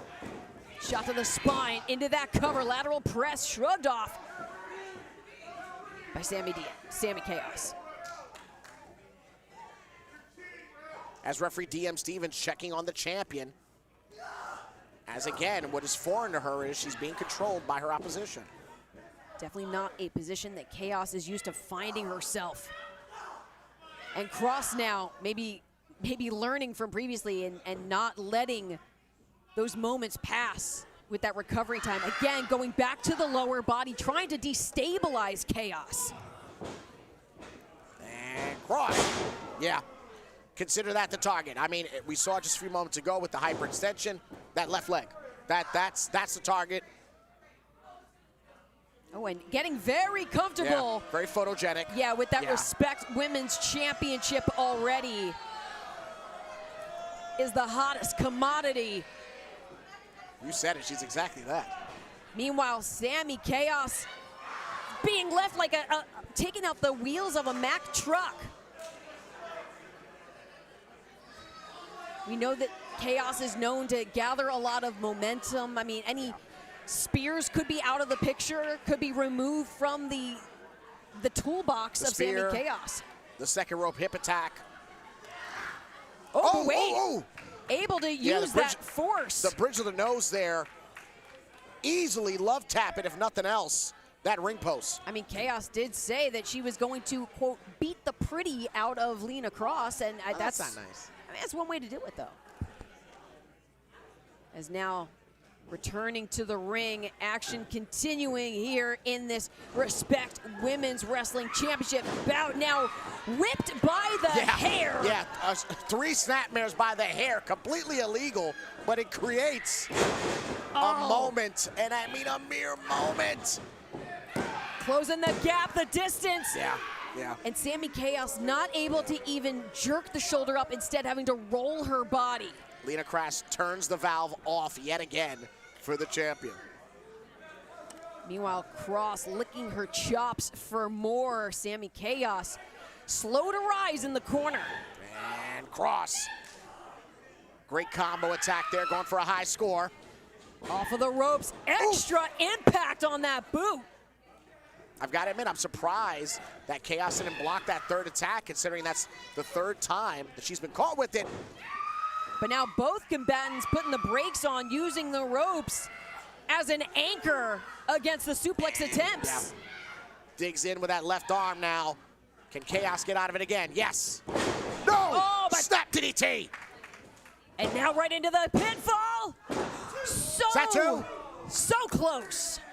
Sammy Chaos, whether it was sheer instinct or a muscle spasm, able to kick out and preserve her reign in this championship bout at no escape. And the challenger quick to re-control the body of the champion. Look at that, grounding Chaos, making sure that none of her ligaments can stretch and attack.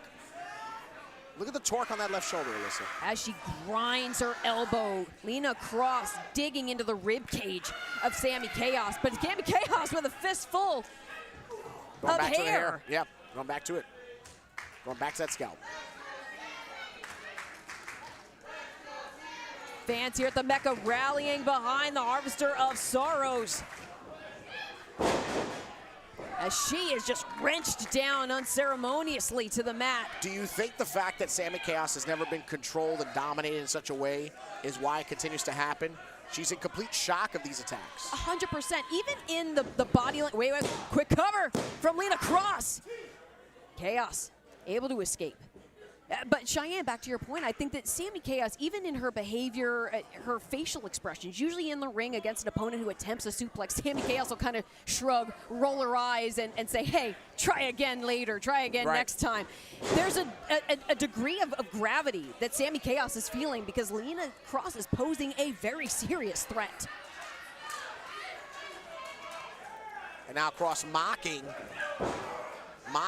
the diehard wrestling fans that are the patrons of Respect and their devotion to Sammy Chaos. Is now building up this full head of steam. Oh, straight shot to the mouth. A chop of arrogance pissing off Sammy Chaos. Could be just what the Harvestor of Sorrow needed. Return fodder from the defending champ. Back and forth they go, but now again, right to the midsection, this attack from Cross catches the knee, does Sammy Chaos, and levels the hottest commodity. Down again.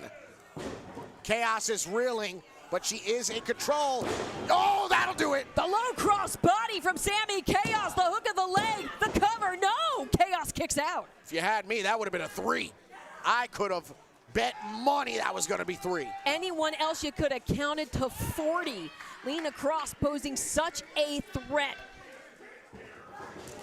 Oof, big time headbutt. And Cross just tumbles to the canvas. And now, Into the cover. Yeah, that's way too close to the ropes there. Shoulder up, but just the champion's got to have better ring awareness. I think that Chaos was trying to almost capture the arms of Lena Cross so that she couldn't grab onto the rope, but did in fact end up forcing the shoulder up.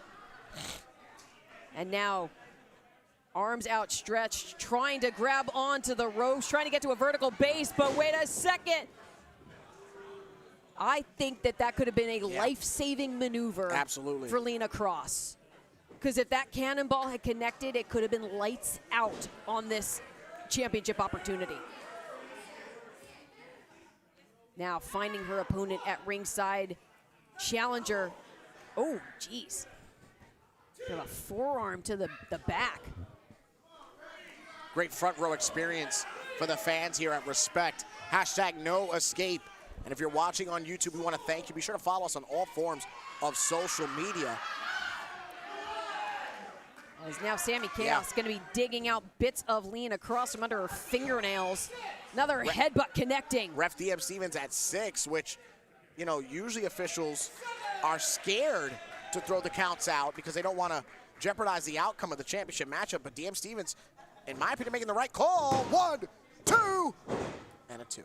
2 count only here inside the ring. The only place where that title can be officially retained or potentially change hands. Certainly not the way that Sammy Chaos wants to see her first official title defense go. Blocks a strike, does Cross. Unfurls one of her own, but now up on the shoulders. And gets that suplex, takes Chaos off her feet, does Cross. But not to be outdone. Dragon suplex, a textbook maneuver of Sammy Chaos. No! Clipped right to the chin as both combatants are down in the Respect Women's Championship bout. Those long limbs, those lower extremities of Cross paying dividends to get a few degrees of separation between challenger and champion. The pendulum at a stalemate here at Respect.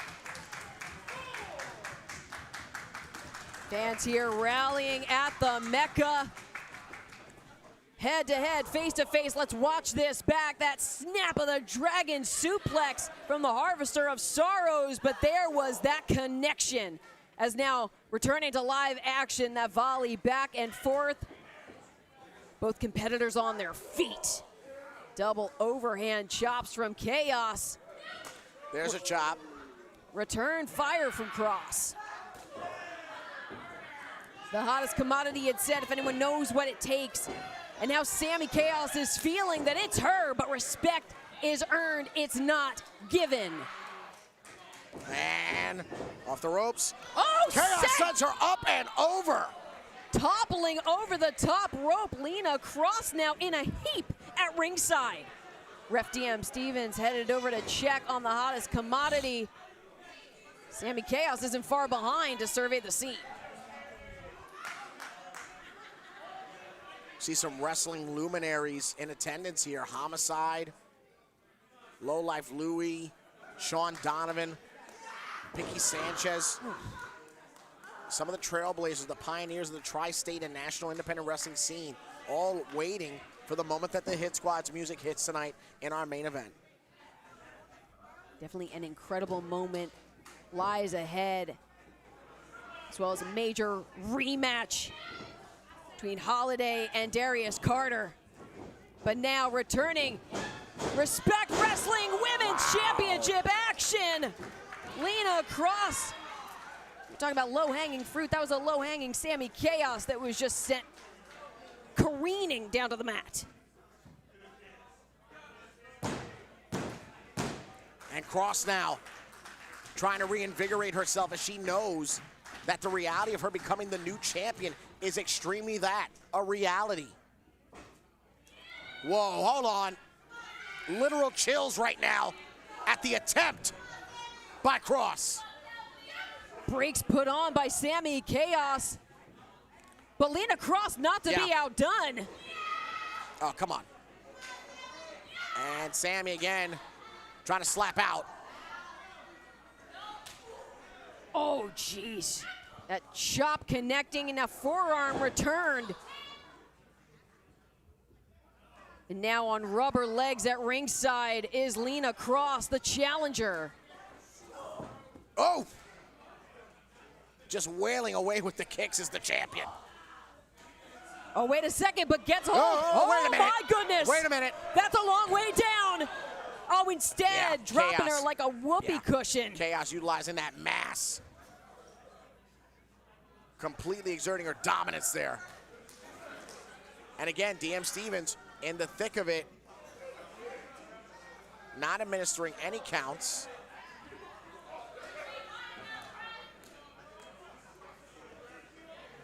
And Chaos could take a champion's advantage here with a potential count out, but instead dragging Lena Cross back into the ring, at least onto the apron. Climbing to that middle rope. What does Chaos have in mind? Sammy's in control now. Looking for some absolute destruction is the Harvestor of Sorrows. Oh, good heavens. Up, could be avalanche time. No, it's Cross. It's Cross with the front face lock, yes. Jockeying for position up on the top turnbuckle, and Chaos sent down to the mat. She's spent, Alyssa. Lena Cross pushing Sammy Chaos to her absolute limits in this championship bout. Signs of life from the challenger. Could be an air raid siren, no. Almost a spine buster there. Into that cover. Oh, hooked the outside leg, but on the last count. Yeah. On the last count. Chaos is spent. I am extremely concerned for our champion. She's been taken to the limit, and I don't mean that in the Eagle sense. Was now has to maintain that focus. Does Sammy Chaos, cannot let the Respect Wrestling Women's Championship slip through her grasp. Able to get Cross off her feet. Oh, cracks her with the heel. And again, taking out the lower body. Oh! Lena Cross, milk shake. Ladder press! Oh, look at that. Did you see the look on Sammy Chaos realizing that that rope was her lifeline? Back to the drawing board for Cross, this time capturing the arm of Chaos, forcing Sammy to expel that extra energy to drive the shoulder up. I understand this isn't a Q&A. I understand this isn't an interview. We're calling a match. If she didn't grab the bottom rope, come on. Come on. You saw the look on her face. It was almost panic. The closest to danger that I feel like we've seen Sammy Chaos. And the death signal. Chaos goes down. Could it be? No! The lifeblood in our champion is incredible. And you can see the look of anguish on the challenger. What more does she have to do? This is easily one of the best women's matches we've called all year. As now barreling in a full head of steam, Sammy Chaos on the receiving end of the back elbow. Off the ropes once more. Dodges, does Chaos. Has her back to the bomb, yes! Power bombed! Absolutely snapping the challenger. And this is the setup. That could be the prelude. Chaos now. The leg is hooked. It is over.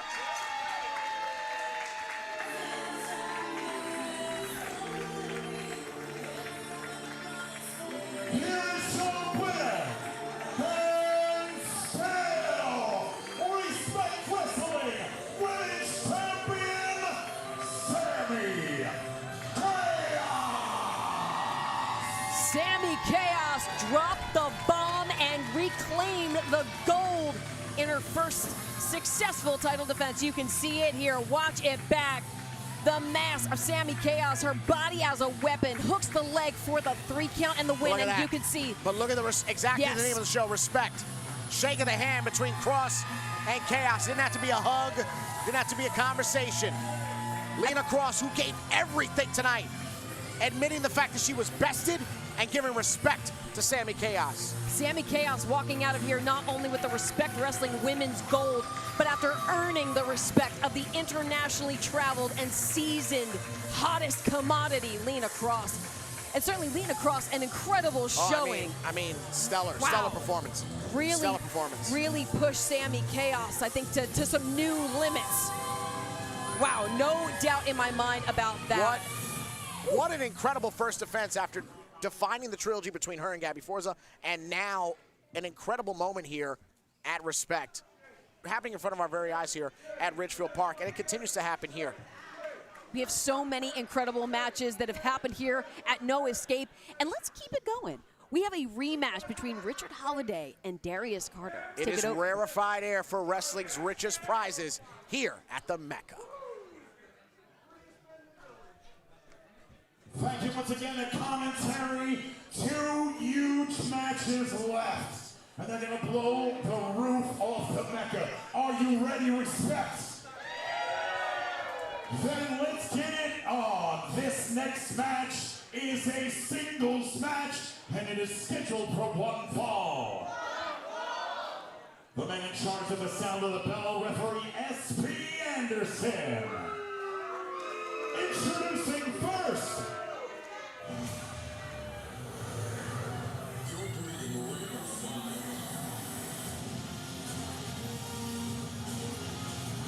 Richard Holiday, who I know for a fact is coming into this bout well caffeinated. The Narcissist making his presence known at Respect Wrestling. Richard Holiday, the man with a proficiency in the most hated finishing maneuver in all of professional wrestling. I mean, it's a signature move. It's a signature attack, Alyssa. Well, to be discussed at a later date. We can agree to disagree. That's right. But Richard Holiday said, he shared the ring with Darius Carter years ago. That's right. And they might as well be a first time ever. Can you imagine the leaps and bounds that both of these men have gone to over the course of that time? I want to touch on that because these two men have been reborn since that first encounter.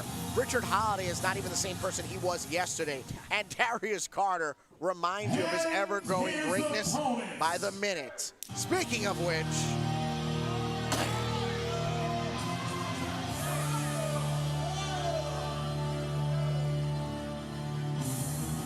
the All-Father himself, the man that made Respect Wrestling history, the first entrance, the first wrestler to get on the mic, the first match, and the first winner here at Respect the Craft. Well, that only makes sense because when you think of the fact of first, when you think of the fact of championships, when you think of history, when you think of lineage, not just in this building, not just in this state, but in the independent professional wrestling scene, that is in fact the face that represents those things. I mean, this is the man who had his banner hung in the Jersey dugout, a massive honor for the legacy that he continues creating for himself in professional wrestling. The second ever 2-time Super 8 tournament winner, the longest reigning ECWA champion of his generation. And the first to successfully defend the ECWA championship through the entire Super 8 tournament. Oh, he just unmasked someone! He just unmasked! That luchador can no longer compete. Ultimate disrespect. That guy can no longer wrestle. He has been defamed by Darius Carter. Get him out of here. I don't think Darius Carter gives a good damn about that. He doesn't give a good damn because Darius Carter knows that he is that damn good. Everything that you need to be excellent in professional wrestling is exuded by this man. His name is Darius Carter.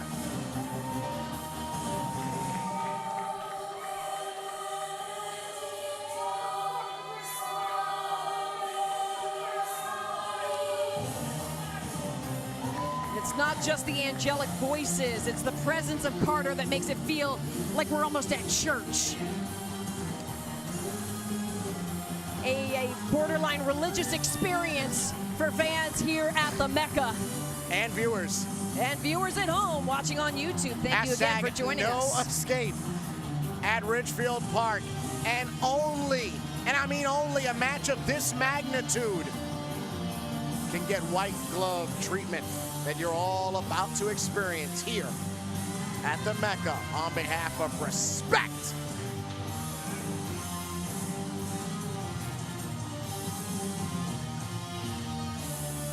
This is going to be good. Gentlemen, welcome to this singles match scheduled for for one fall. Introducing first in the corner to my right, he is from New Haven, Connecticut. He weighed in the ceiling at 237 pounds. Richmond Park, you are now breathing the rare... Oh. He is the most marketable, and you are now... Wait, what? I have to agree. He has the best stash in the business. Whoa. You are now... I don't know. That's a tough conversation. He is the Fed Killer. Wait. Oh boy. Oh, he's putting Shane. He is one signature move away from ending the career of Mr. Darius Carter.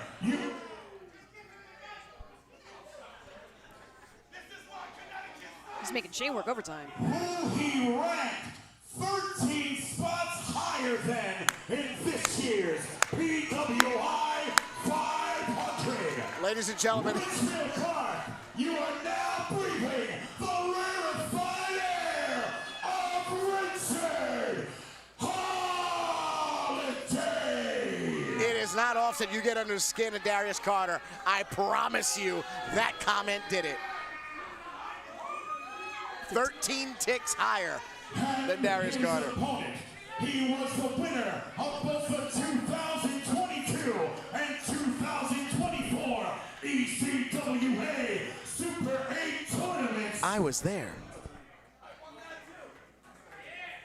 Mr. Darius Carter, who would also like to remind you, he has won 2 ECWA tournaments, while Mr. Holiday has won just 1.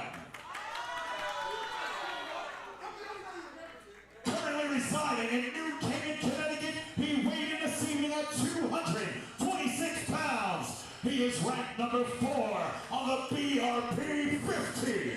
He is ranked 199 on the PWI 500.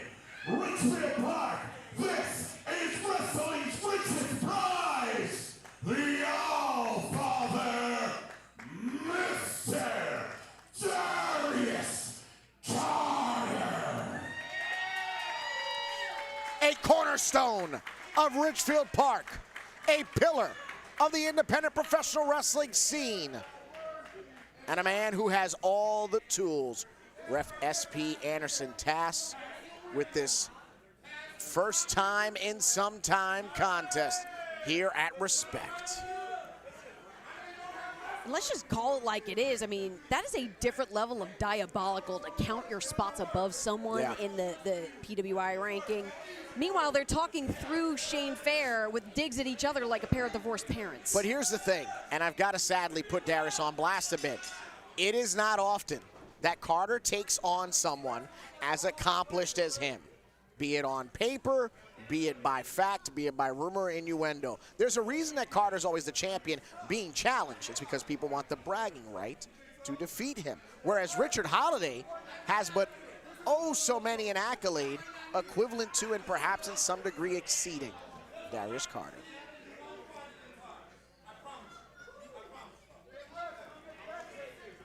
Darius Carter had come into this matchup with a surprise competitor in Gabe Sky at Respect and a victory over him.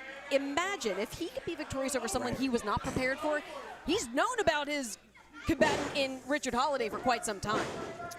Imagine how much more dangerous the All-Father could be. Tight collar and elbow tie-up. Quick to the corner as Isu jocked for position.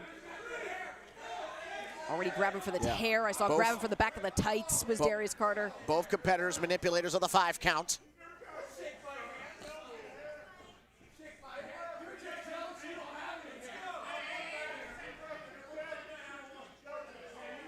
Holiday had said that he respects Carter's game, but he said that it's very much in anything you can do, I can do better kind of situation in Holiday's mind. Holiday's mocking Carter here, Alyssa. Size up. Neither competitor is scarce, but watchful. Yeah, I don't think it's very common for Darius Carter to face someone with the same, if not more, confidence than he does. Yeah, and the same, if not more, arrogance. Yeah. And Carter, the head games have begun. Already dipping out to ringside, putting the brakes on any potential momentum. Oh, there's a new luchador at ringside. The other gentleman was vilified. There's a new one now in the front row. Gotta, never know what to expect Not here here at Respect Wrestling. Yeah. I mean, I never want to see that other guy again. I mean, you can't. You Yeah. can't compete anymore. But anyway, back to the action at hand. You know, coming into this bout and stepping into the ring, Darius Carter made it known that he acknowledged that both he and Holiday have both established themselves. Oh my goodness, what did we say? Anything you can do, I can do better. Yes, call and response, good for the goose, yada, yada, yada. Two Prince Petties fighting in the kingdom here tonight. There's that luchador again. As Holiday takes his casual stroll around ringside, we return to the ring where the actual matchup will be happening. And there's a tight lockup, but Holiday quickly grabs the left arm. Trying to bear down his weight across the side of the face of Holiday. Weaving through, lessening, putting off some of that tension. Both competitors extremely versed in catch-as-catch-can wrestling, extremely versed in that Wigan style. Driven back down to the mat and rising back up on their feet. Darius Carter had said online that he will be demanding his flowers, not just from fans, but from Holiday himself. He wants the respect he feels that he deserves. As now Holiday bearing down, pressure on that shoulder joint. Darius Carter, though, using those longer limbs, reaching out, forcing a break. Yeah. Able to hook the toe And again, of the his ring boot. awareness of Carter, unmatched. Something that Holiday is probably underestimating, if we're being honest.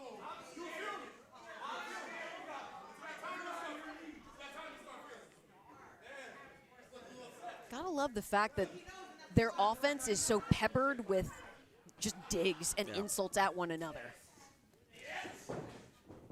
Great headlock takeover there. And to the leg lock counter. Holiday grounded, putting his palms to the mat to apply more pressure and body weight. Carter now weaving through, gets those shoulders down. Oh. That's a pin, that's a pin. 2 count only as Carter now refocusing his energy. And Carter now control of Holiday's body. Hold of the wrist, wrenching down, and now driving his knee into the shoulder. Oof. Leg swept out from underneath the All-Father. Toe hold. Could easily apply the figure 4. Transition to a litany of leg attacks. And the thing about these combatants is that neither one, oh geez, straight shot right to the exposed kneecap. Oh, look at that, digging right into the tissue. Right into the ligaments.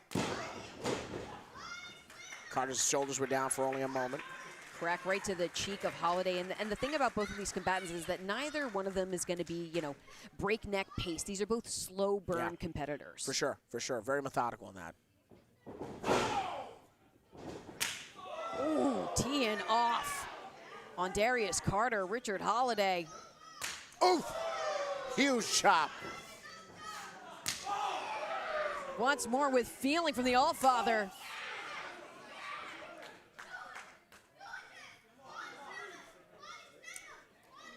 And, ooh. Digging deep. Holiday gonna take a walk in the park. But a bait and switch gets Holiday the advantage to the second chop.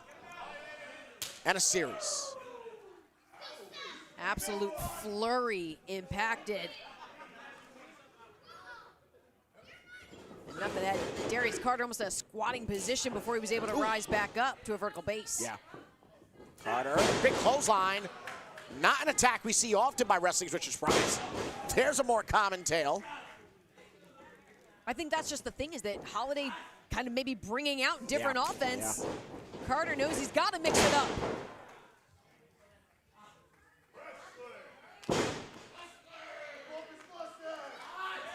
the fury, the intensity. That cover, the way that Darius Carter almost just drove his forearm into the jaw. But wait a second, now taking throat first onto that middle rope. Ooh. Holiday trying to stop a hole through the midsection and the spine, and now bearing down his boot on the throat. Gonna compromise Carter's ability to draw breath. You know, the Allfather, usually incredible stamina, definitely gonna be weakened by this type of offense. Action follows around ringside. For the most part, these two are known as mat tacticians, but lowbrow tactics and outside the ring shenanigans are not beneath them. Please do not be misunderstood. Carter telling Holiday to cool off. Oof, right near the electrical equipment. That's very dangerous. The referee, SB Anderson, using a lot of discretion in a matchup of this magnitude. Oh! Face first on one of the merch tables at ringside. Right in front of the Messiah of Hate, Sean Donovan, co-podcast host with Carter. And, And now, reversing the tides, Richard Holiday, the leg drop on the apron. Carter suffocating. Into that cover. Great tuck of the outside arm, but not enough body pressure there. Carter, though, seemed almost shaken. And this crowd calling Richard a Richard. You know, just a nickname. Oh, jeez. That looked nasty. 15 in the NFL, but it sure as hell is legal inside of a wrestling ring. He's now prying that protective covering and driving his own knee. We saw Carter knuckle at the left leg previously. Now it's the right that's in play. You can just hear. hear. Excuse me, no, that's the left. I'm sorry about that. Yeah, Holiday, though, just shouting in pain. The agony that he must be feeling. Yeah. There we go. Carter getting his groove back. And Carter going knee to knee, too. The point of the kneecap just driven into that flesh, the tissue, the ligaments. Now Holiday knows there ain't no timeouts in wrestling. If anybody does, it's him. I mean, at that point, it's almost like a plea to your opponent to have, wait a second. And I don't even think that that's a situation of Holiday playing possum. No. I think that that was just the fighting through the pain, and now great minds thinking alike. Both men laid out in the center of the ring here at #NoEscape. This is wrestling, and this is Respect the Craft, bringing you #NoEscape.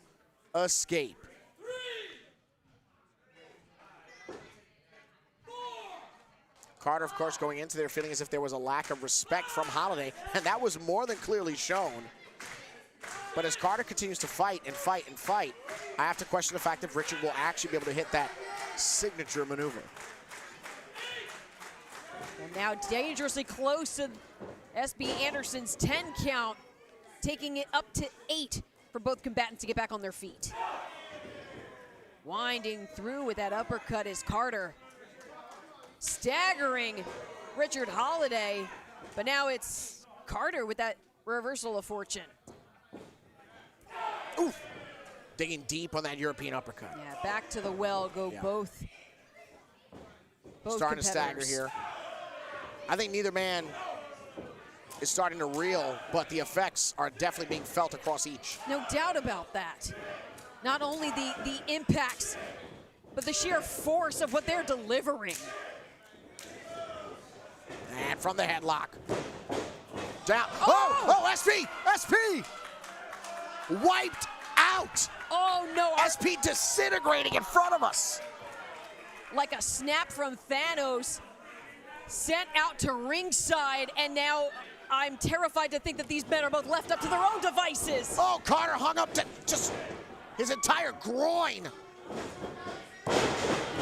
twisted inside out by Richard Holiday, but no one to count the pinfall. Richard Holiday has won the match at least 2 times over. Can we get another official? SP is down. Oh, whoa, whoa, whoa, DM. DM Stevens now to count that pinfall. Oh, and Darius Carter able to get the shoulder up in time. DM quick on the reassurance there. But you got to imagine in the back of his mind, Darius Carter knows that Richard Holiday Yeah, had there him it is. down. You saw it here. Hung up on the rope. Oh, the ref just got the finisher. Oh, back in live action. DM Stevens on the receiving end of the signature move of Richard Holiday.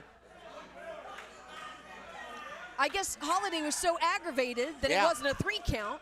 And now testicular trauma about to be served up here at Respect. It's about to be no escape for Darius's balls. he is warming up for that signature move. Oh. And caught by the wrist. Once a pirate, always a pirate. Oh, geez, separating the fingers like a wishbone. Uh-oh, Carter was sinking the royal sweep. Oh, Juro Katagi right to the chin. But suffering the brunt with those fingers, and now the cover from Carter. And waving his arm to try and get an official out here. There goes Ref Cruz. Ref Cruz to count. And Holiday able to escape.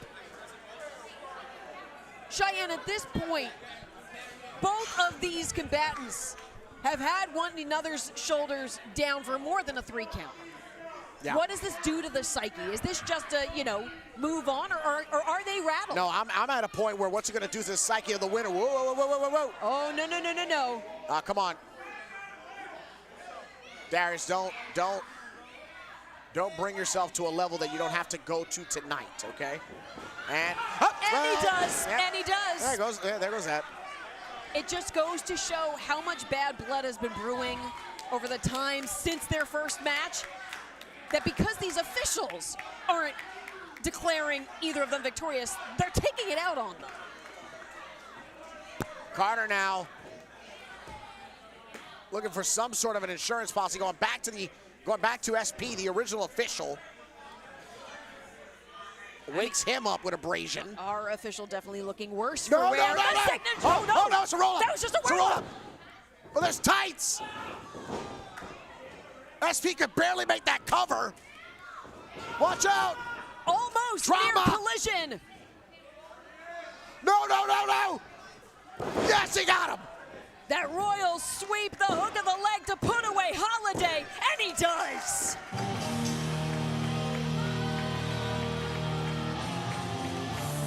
Here is your winner, Mr. Darius Carter. The sins of nearly a decade washed away in victory by Darius Carter. As the hand is raised in victory, the man who's been a history maker here at Respect the Craft. As you can see, these final moments, that near collision with our official, Darius Carter used the moment to impart that royal sweep and pick up the win, his second victory here at Respect Wrestling. Carter absolutely securing the upper body of Richard Holiday to ensure that he did not go for the death gauge, which could have been the quote-unquote best finisher in wrestling today. Darius Carter relishing in the moment of revenge. That is that victory here tonight. And we have seen it all here tonight. We have seen champions crowned, we've seen champions retained, we've seen impromptu matchups, we've seen luchadors unmasked, and get him out of here. And again. That's it, he cannot compete. He cannot show his face here anymore at Ridgefield Park because he has been vilified and unmasked. I never want to see that man again. Well, as you were saying, Cheyenne, we have seen everything here over the course of hashtag No Escape, championship action, tag team action. Yeah. But we haven't seen everything. In fact, we are getting ready to see history. For the last time, you will hear the pop, pop, pop.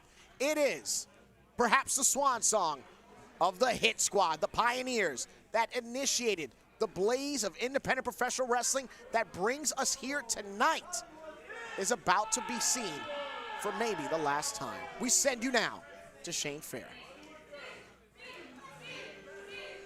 Thank you to Cheyenne, and thank you, Alyssa Marino. Now, there's one question that we've got to answer that's on all of our minds. The answer is January 31st. Right back here at the Mecca, Respect presents My Shot. That'll be January 31st, and we'd love to see you here for that event. Thank you again to our sponsors, History and Headlocks, Chi-Chi for the win, Chris Ringside Chat, New York Wrestle Media, Faith Thompson, and of course Joe Delgado. We appreciate you for sponsoring tonight's event. Steve, there's nothing left to say. Right now, I need everything you have left, because this is your main event of the evening. And one thing I have got to say right now, Steve, you're from New York as well. I'm from Staten Island. There's nothing in this world that makes me prouder to be part of New York wrestling than the notorious 187 Homicide. Thank you. Thank you for making us all proud and carrying New York City on your back. We love you, Homicide. With that said, this is your main event of the evening. It is a tag team match scheduled for one fall. Introducing first. Huge shout out to Homicide, to all of these stars in the building tonight. Homicide, I see Falaba, I see Justin Carino, Sean Donovan, Picky Sanchez, Uncle Magic, who trained and had a hand in these two men. Many wrestling dignitaries and luminaries are here because this is transcending independent wrestling history. This is wrestling history. And we will set up why as such throughout the course of this matchup. But I've got one question. Are these challengers, or are these the last sacrifice? Well, I certainly believe that Above the Rest see this opportunity as a cementing of all that they believe about themselves. They're approaching this with respect. They feel that they've been deserving of an opportunity like this. They actually said to me that they wish that they could have crossed paths with the Hit Squad sooner. But they take this as an honor. They say the moment means a lot because of what it proves. They were handpicked, which means even more. It solidifies what they already believe, that they are just better than everyone else, that they were selected to be the Hit Squad's last tag team match. And I've heard through the years, as these two have risen from 2019 and beyond, as individuals and as a collective, I've heard nothing but complimentary things from both Monster Mac and Danny Ma. So when I realized the opportunity that these two young men had before them, surprised I wasn't. Above the Rest, who's sponsored by Faith Thompson. Thank you so much. Able to bring this incredible action with help from all of our sponsors here tonight at #NoEscape.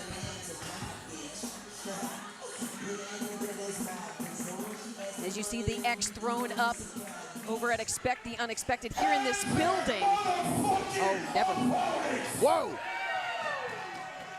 Ladies and gentlemen, people are starting to stand here.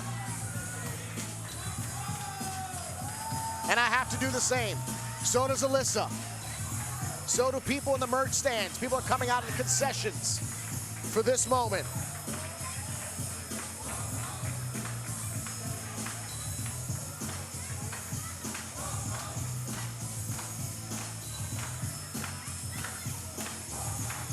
And there it is. Oh, to hear that pump, pump one more time. From the islands to the backwoods, from Japan to New Jersey, these two are icons. These two are pioneers. They are champions. For many, they are the measuring stick of not just tag team wrestling, but wrestling as a whole. And if nothing else, for the first time ever, I get to say the following. They are two bad motherfuckers. And you better say that with your whole chest, Cheyenne. Dan Moff. Monster Mac. Ladies and gentlemen, the Hit Squad.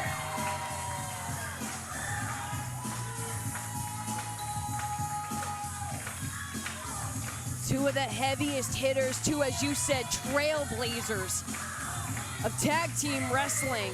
Men who have forged the path for competitors like Above the Rest to follow. How many tag teams do you know, Alyssa, in our world, in our timeline, that can say they faced the Road Warriors? How many men in our world, in our timeline, can say they've taken on the likes of Mike Awesome, of Vader, are considered part of the Samoan dynasty by some? Dan Moff has performed and walked through the entrance set used at WrestleMania 9. And as the streamers fly, appreciation being shown not only by the embraces of fans at ringside, but the paper tape streaming down. What a moment here at the Mecca.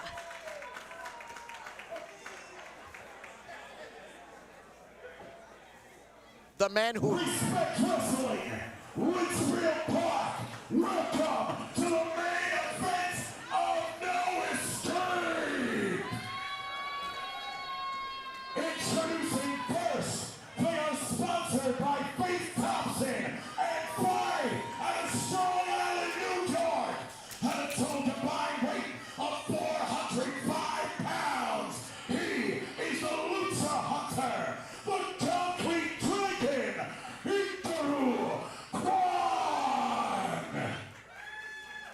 and his partner, also representing the expected.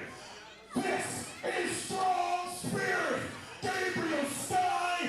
They are ATR Above the Rest. Here we go. Here we go. Tell him, Shane. And their opponents, they are Ring of Honor Originals, along with Low-Key and Homicide. They make up the Core 4. They have dominated the East Coast territory for a quarter century. They are the godfathers of American Strong Style. At one point, these men held 7 tag team championships consecutively, including the following: 3-time WXW Tag Team Champions, 3-time USA Pro Tag Team Champions, 3-time ICW Tag Team Champions, 1-time CZW Tag Team Champions, 2-time Grand Slam Tag Team Champions, 4-time JCW Tag Team Champions, and the very first GCW Tag Team Champions, 5-time LIWF Tag Team Champions, 6-time Jersey All-Pro Wrestling Tag Team Champions, and JAPW Hall of Famers. They are kings of the Ouch Files. They are Fat Frank's creation. Tonight, the repeat offenders vow that the body count will rise 1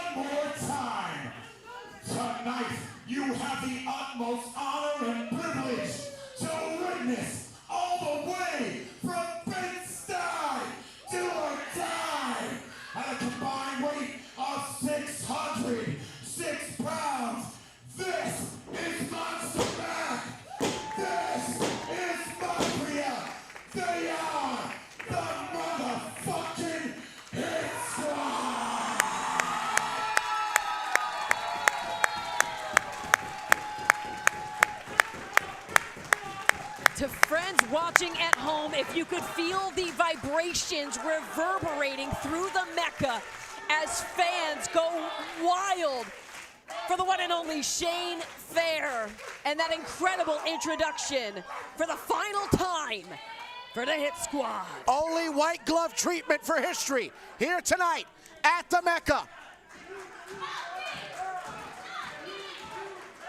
With Fat Frank having perhaps the best seat in the house, the repeat offenders are back for perhaps one night only, but what a night it's going to be. I hope the ring, the whole building is reinforced for this one. The energy in this building can power the town of Ridgefield Park. Everyone is standing, everyone is salivating. Oh, wow. As a bow of respect. Deep bow from above the rest. Handshakes already. See that logo? That logo on Dan Moff's arm, strong style, before it was marketable. These two represented that. Before it was all over the place, before pro wrestling tees, 1 hour tees, barbershop window, those two defined that exact logo in North America. Mafia Dan Moff, Monster Mac. The bell has rung. Ref Stephen Dumeng in charge of history. An honor to be in the ring for this match. Ikro Kwan, the Lucha Hunter, surveying the crowd here. Dan Moff began his pro wrestling career in the summer of 1999. Monster Mac starts in the summer of 1997. And the two have known each other over 2 decades. Moff, of course, the explosive heavyweight, a legend for the Burning Hammer at a time where you could not do that move on television. Monster Mac, of course, started out at LIWF, which Shane Fair mentioned. Jersey All-Pro. And from the mind of Fat Frank began a unity that would define an era of pro wrestling.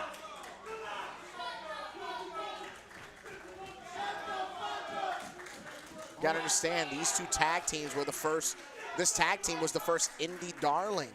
When Ring of Honor came, when independent wrestling was at the hotbed that it would become in the early 2000s, these two held the gate. These two were the original gatekeepers of the Code of Honor.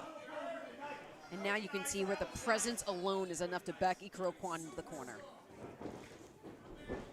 Quick duck underneath.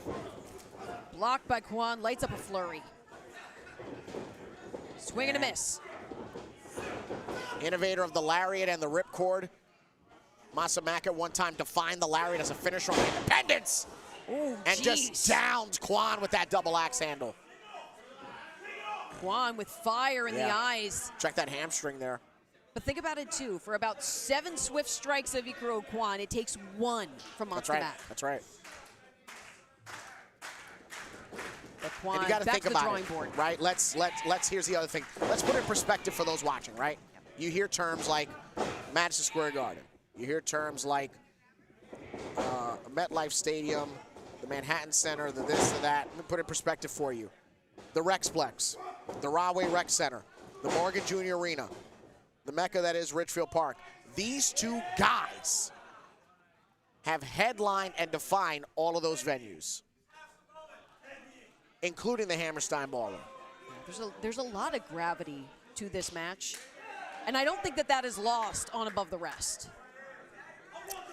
Gabe Sky has had a rocket on him roughly since 2021. Strong spirit. A standout talent of remarkable wrestling is summoning the King of the North, and he obliges. Strong spirit, Gabe Sky, heavily influenced by the strong style of Dan Moff.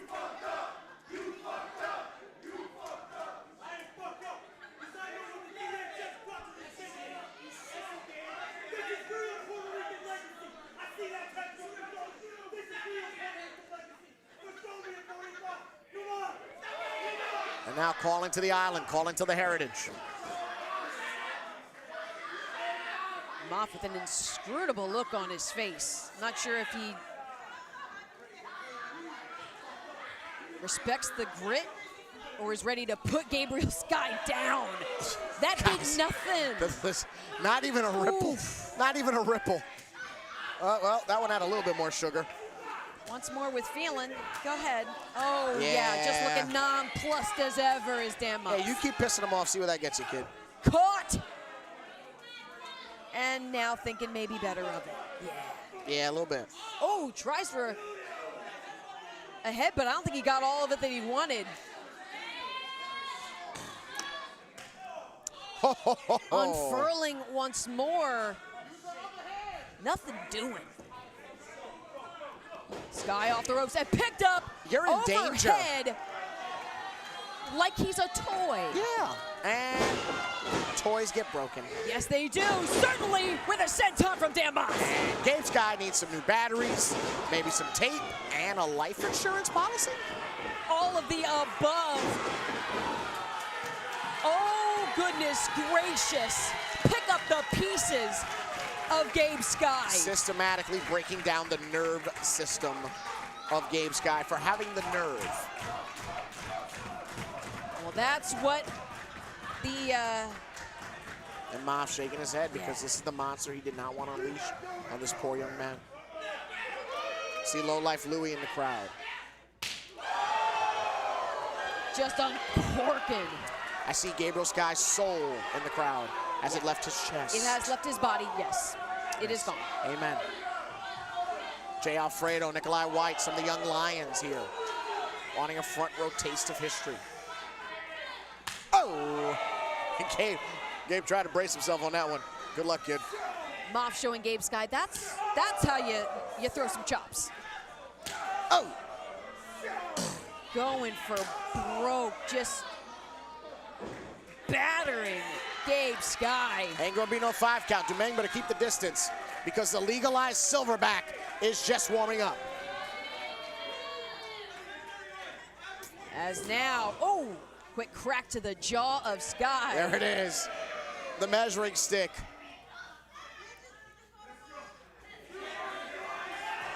Chris Cage in attendance. Dignitaries from the NTW podcast. Gigi for the win is here. And everybody is witnessing history. Once again, oh, whoa, come on. Quan. Party killer. Allowing Gabe Sky that opening. I respect it.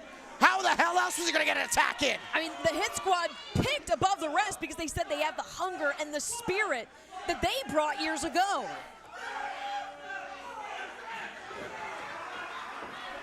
Oh, jeez, Gabe Sky on a different level.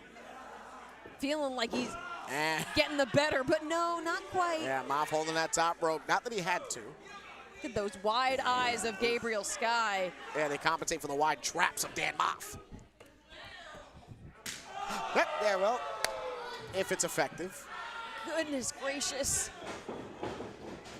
Up and over, but lands Caught. on the shoulder, caught. Let go of the rope, Gabe. Embrace reality. Yep. Yep, this is from the double arm. This ain't gonna be pretty. And that'll and wipes out Quan in the meantime. The legalized silverback is out of the zoo.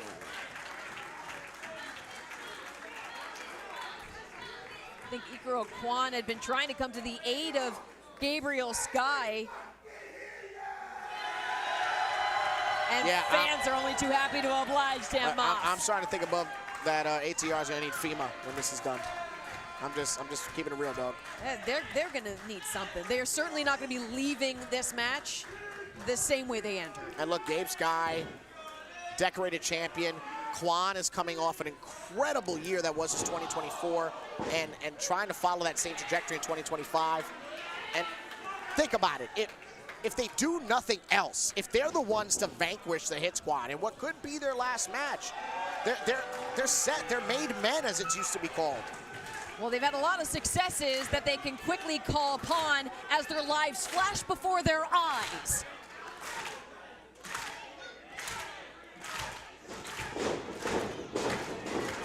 And Masa back!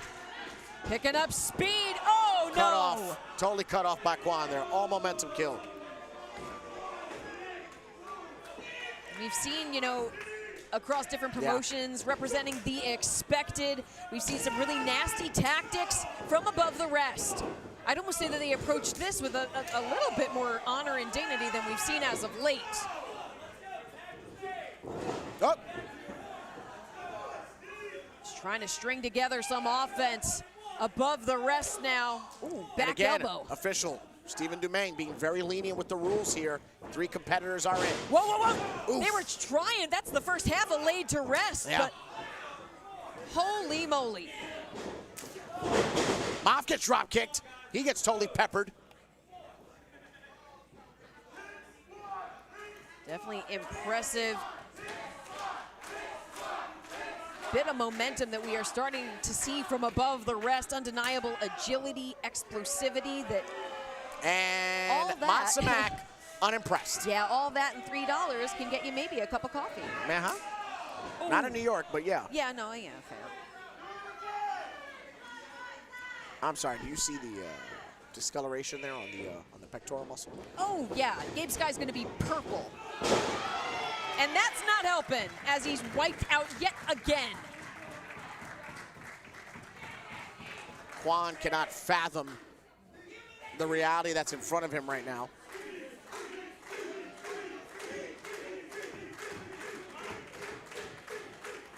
As he calls on Moff.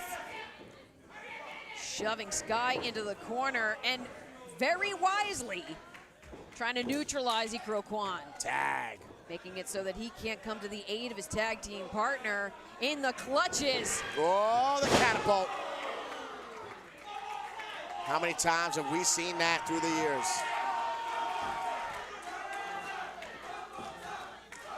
Fans ask him one more time, one last sacrifice. Oh. Oh.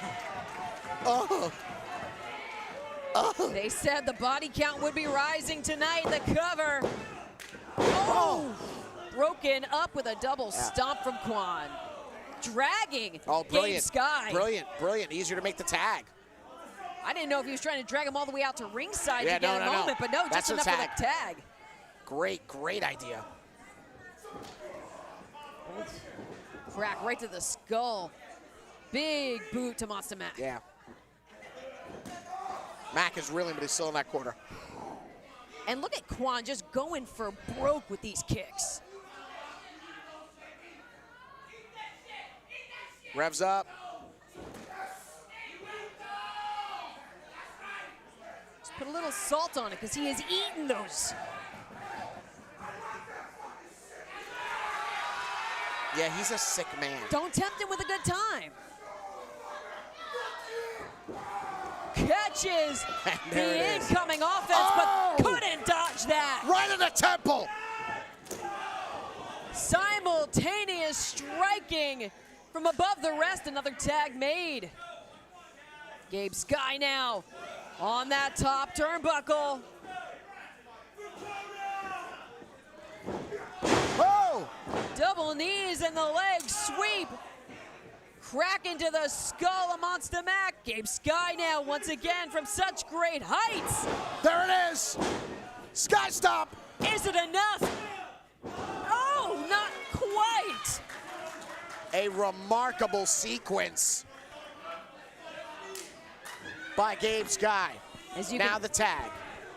And you can see all of the busted capillaries across the chest of Gabriel Sky. They're going to be leaving with a lot of souvenirs from this matchup. Great strategy here as they isolate Moff, continue to make sure Mac cannot get near that rope for the tag. And now Moff, stomp to both hands. As he was almost trying to steady himself. And now being kicked out to ringside to the hardwood floor of the Mecca. In comes Monster Mac. Oh, and Mac tumbles out.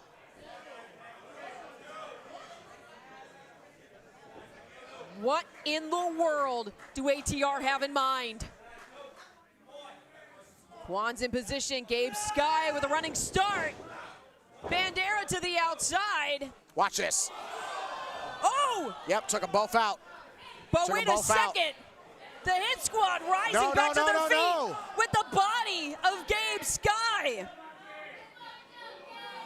Oh, no. Ikuro Kwan reading the room. And Gabe Sky being used like a lawn dart to against his tag team partner.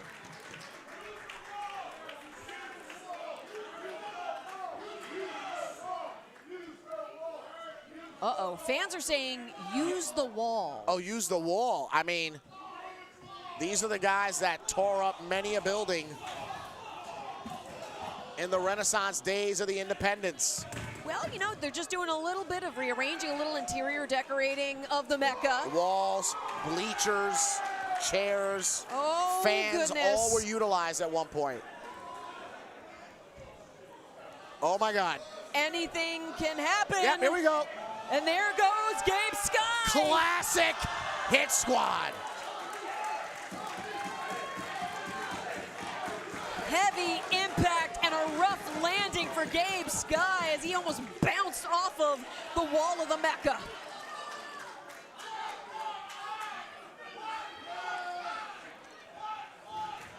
And this absolutely bloodthirsty crowd. Let's watch it back. Wants to see it again. And I bet our friends at home watching wanted to see it again too. But you know what? You might get another treat. Hashtag no escape. Because that's what it's been for Above the Rest since the bell rang.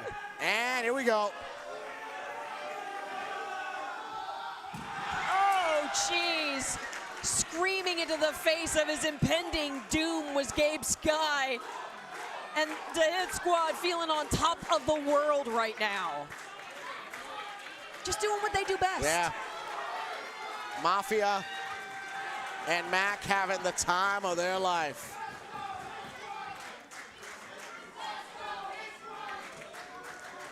Gabe Sky out of the equation for perhaps the foreseeable future. Yep. And I gotta say, I mean, fans here at the Mecca, us watching, people watching at home, everyone's having a great time, except Above the Rest. Oh! Demolishing now into the cover. Oh, wait, what? A1. Domain as perplexed as the rest of this crowd. And Ikuro Kwan was fighting from his knees, cracking both members of the Hit Squad. And now, springing off, caught! Oh, and that is gotta be it. One, two. Whoa! No. How in the world?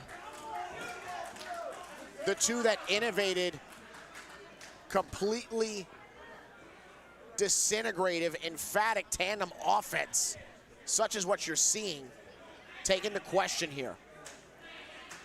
Combination moves. Got to remember when Moff and Max started, everyone was ripping off TV tag teams. These guys were pioneers. These guys were originators. And they're bringing that same offense here. Ever the innovators. Something they've been doing for years, something that's never really left their bloodstream. Incredible.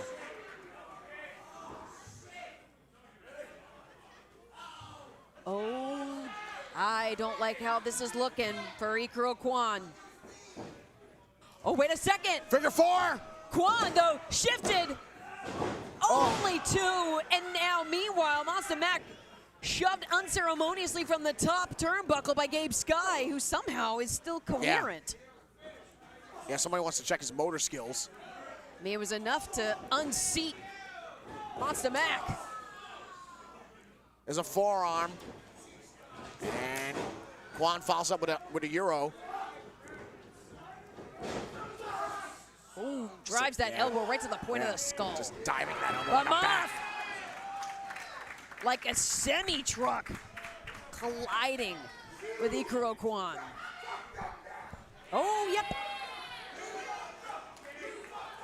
In case you're wondering, I hit my one curse limit. Moff has unlimited limits. The limit does not exist. Exactly. Case in point. Yep. Yeah. Off of the ropes, but met by Quan with the business end of the point of the elbow. Super kick to the jaw. Quan on spaghetti legs. Oof. Finding his feet underneath him. And Quan trying to reevaluate his strategy. And he does exactly that. Oh, but Moff utilizing that time wasted. Oh! Right on the shoulders and neck. Seeming to just intensify Quan even more. Even Moff in disbelief. Quan holding that waist lock. And now that double stomp into the suplex. Is that it? Is that it? Is that it? No way! Only a 2 count, but dangerously close. A unified gasp coming across the congregation here. Air seeming to have left the room here at the Mecca. As, oh goodness. Oh, wow.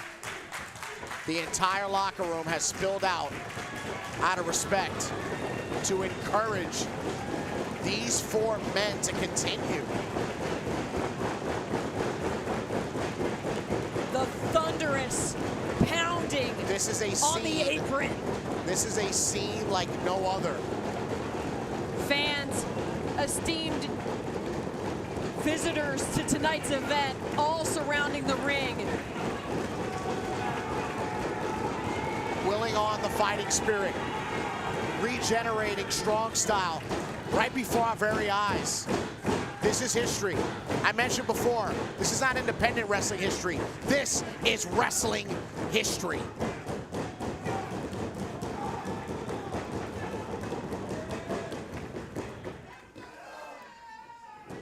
And now, Quan whip counter. reversed.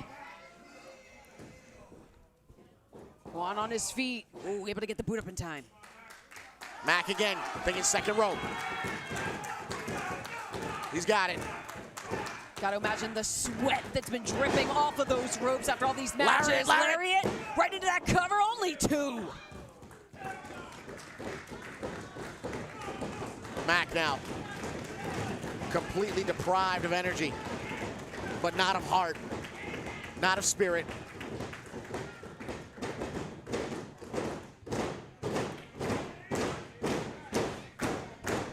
The energy filling this room, putting wind in the sails. The escape from Quan. Oh, crack! Oh, right in the neck. Right in the neck of Masamak. My God. On shaky legs, but still with a vertical base. Quan rises. Drop kick to Mac. As Gabe Sky clutching the ropes. Jay Alfredo, Pinky Sanchez, Jordan Oliver, the locker room, trying to will on all 4 men.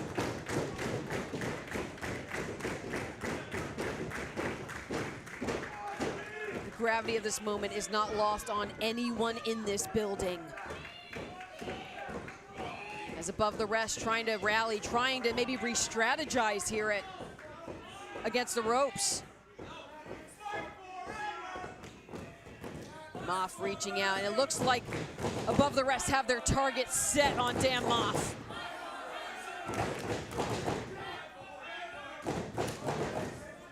Quan telling Sky to get in position. They're saying that they have to work together to get Dan Moff up. Shifting the ropes, the ring, whatever they can to try and shift the mass. That is Dan Moff. I mean, this is certainly one of those high-risk, high-reward situations. It's a dangerous predicament, but I mean, the bigger they are, the harder they fall. Oh, wow. Double suplex. This is dangerous here, guys. Get a grip, because this is going to happen. No, this... Oh, hold on. Moff just seating his body.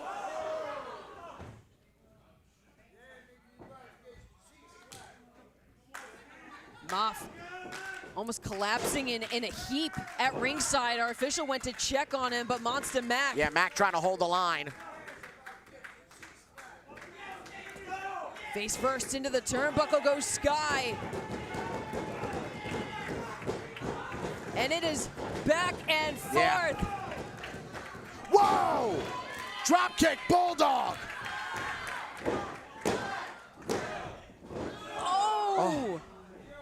I don't even know if Quan was able to kick out of that of his own volition, but no. Gabe Sky trying to break it up too. That's the verbiage right there. That was all Sky to break that up. This match continues. As Sky trying to will Ikro Quan back to coherence. You know, we've stressed this throughout the evening. This in and out of itself is a defining moment, and that's what it's going to take to attain a victory here, guys. In a second now, that rear waist lock. Oh. And taken overhead, the shoulders of Mac are down. Only a 2 count. A huge 2 count by Monster Mac. On the bottom right of your screen, Dan Moff is beginning to stir. The driving force, the adrenaline that is pushing all 4 of these men forward in this contest. Face first, DDT. Oh no. From the Muda lock. And now tangling up the lower body is Gabe Sky. Are they going to make Monster Mac tap out? Howling for Monster Mac to tap. The spirit may be willing, but can the body continue? Moff blocks his head. Moff is keeping Mac from tapping out. Relinquishing the hold and now focusing their efforts on Moff are above the rest. Like rejuvenated hyenas, picking at the carcasses of these legends.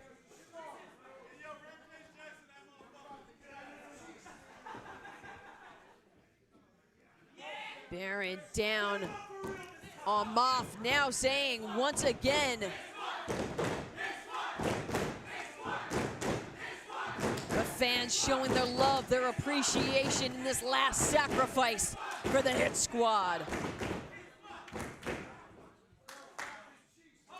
Perhaps taking that suplex situation again. But even both of them manually trying to get Moff. He is his own anchor. Lighten up this flurry.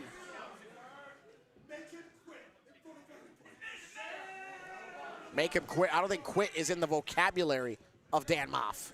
You can tattoo it on him and he'd remove it himself. But at what point does the body surrender? That's kind of the story of the match. As now, above the rest, wrenching back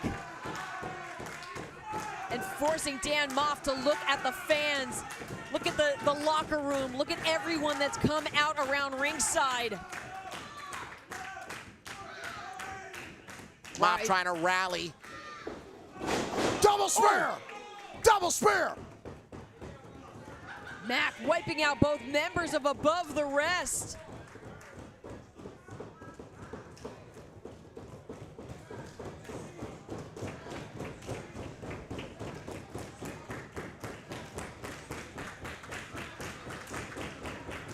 Words of support and encouragement to bring his tag team partner back to his feet. The Hit Squad standing. And they've got Above the Rest. It could be time for the sacrifice. Oh. Traditional attack from the Hit Squad. A devastating collision. Above the Rest's bodies. And the locker room feeding Quan to Moff once again. Big dogs have got to eat.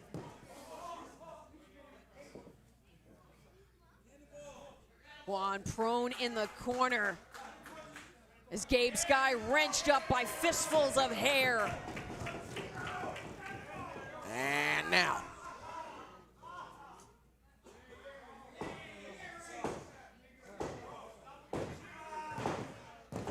Sky now. And this locker room. Oh, good heavens. Oh, sent like a weapon onto his tag team partner, the hook of the leg, the cover, and the win for the Hit Squad!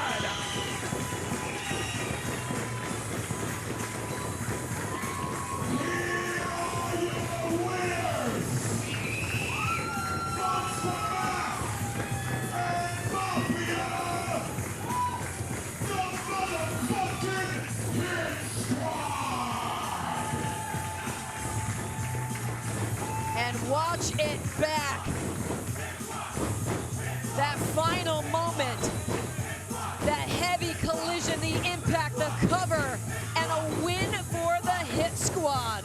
What a moment here at No Escape, Cheyenne. We are absolutely privileged. We are absolutely privileged this evening to once again witness history. As ref Stephen Dumaine gets to raise the hands of Fat Frank's Creations, the repeat offenders, arguably the greatest tag team in the history of independent professional wrestling. Mafia Mob, Masa Mac, the Hit Squad, victorious once again. You got it.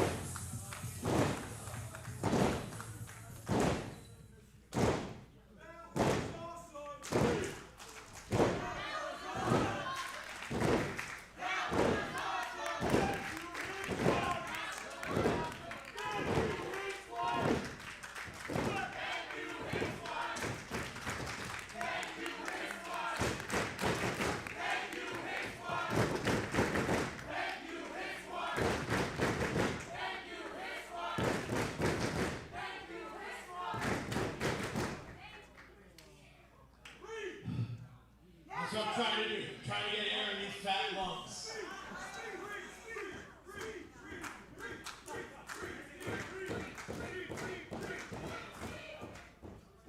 Before I say anything else,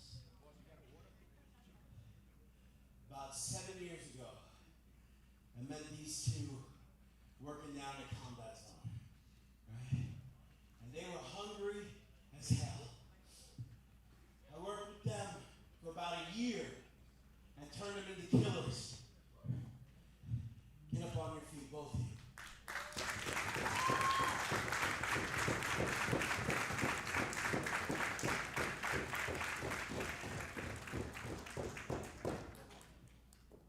I purposely chose you two because you're like us. We're warriors and you're warriors. And for those people that don't understand, that think this is sports entertainment, and think that this is all fun and games, you don't treat it the same way we don't treat it. We treat it with respect.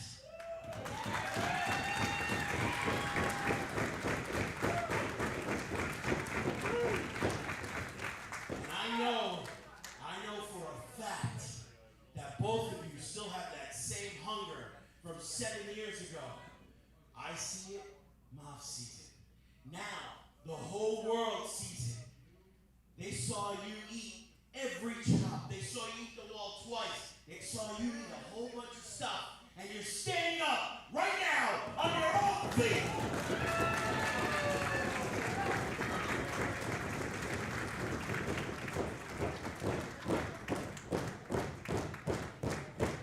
From this point on, above the rest is what you say you are. Better than everybody. Better than the rest. And here's the best part. You guys represent New York City. You represent it with everything that's inside of you. You guys saw Santana Ortiz, right? LAXEYFBO, proud and powerful. For 2 years, they faced the beast from Bed-Stuy, do or die Brooklyn. You get the last match, but the biggest crowd watching right now, everything that you do, everything means more than everything else in your life. free. You guys know, nothing is bigger than you two. Every time you step in the ring, you ask everybody if they're ready to make the sacrifice, because you are. You're ready to make the sacrifice. The same way Moffman and I have been doing it for 26 years. You know what it's like. You were in there with my cousin Loki. You know everything firsthand. Whatever he doesn't know, show him and make him understand. He already starting to get it. He understands. He knows this isn't a game. You show him what DHS taught you, because you got first-hand experience with everybody in DHS. And now you're gonna pass it on, and you guys, this is the start of your streak. Title after title, promotion after promotion. Take over the world, because above the rest is the goddamn best.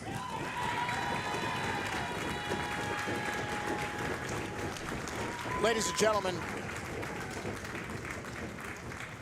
one of the self-phrases for tonight was one last sacrifice. But that was all so that Above Caress could now gatekeep the code of honor and the legacy of the Hit Squad. A seal of approval and respect earned if ever there was one. You can see visibly emotional after just a mixture of what they've absorbed, both impact in the ring being felt and those words from Matsumak after. The banner's been passed. Passed, raised high, and unforgettable. Yeah, I'm gonna try to keep it a little shorter than my brother here. Today, in 1998,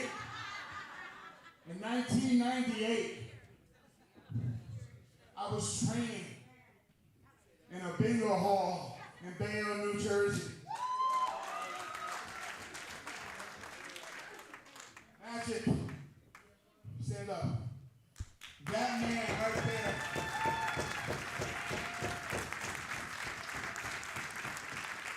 And on one sunny evening,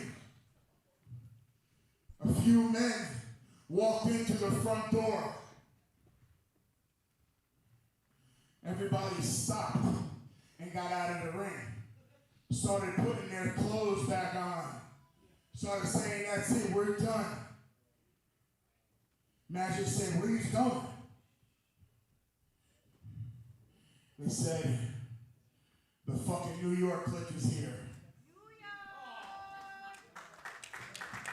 Magic said, I can see that changing, but motherfucker, you ain't done. Get back in that ring, because you're about to learn right now. Through that door, the gentleman that walked in that door was Layfon, Jerry Tedisco, Louie, low like Louie.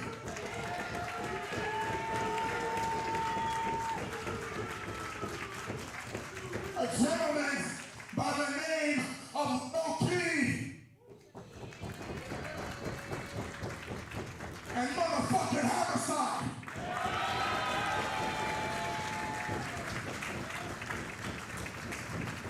I got in that ring. I didn't know what I was getting myself into. But man, they kicked the shit out of me for about 45 fucking minutes. And I never left. Bloody lip, bloody nose. I said, let's go. Let's keep going. I was the fucking dog in me talking. Magic said, this is your last day here. Because from now on, you belong to them. You go with them. You go to a place in Jamaica, New York, called the fucking Doghouse. And 3 days a week, I went to the Doghouse. Independent,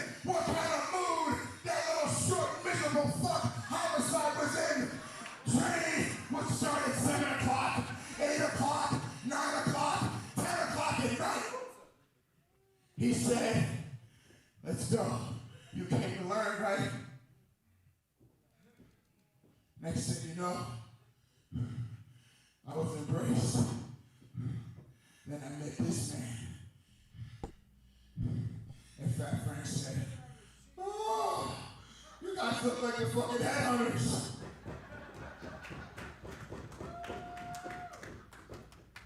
They called us the Hit Squad, and the rest is history. Homicide, low-key, Monster Mac, and Mafia. We went on a fucking killing spree, up and down the East Coast. We didn't ask for nothing. We didn't ask for nothing. Cause damn it, we walked in the doors and we fucking took everything. We took everything by force. We took it. We didn't ask for shit. We fucking raped people in here. We made shit real. Because at the end of the day, that man right there called me, hey, you can be a weekend part-timer, you can get to WrestleMania, or you can build a legacy, make a living on the independents, and teach them how to fight.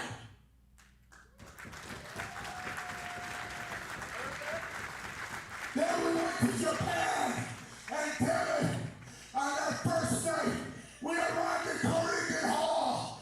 It took us 3 hours to go 90 fucking feet to get to the bus because the fans weren't letting us go anywhere.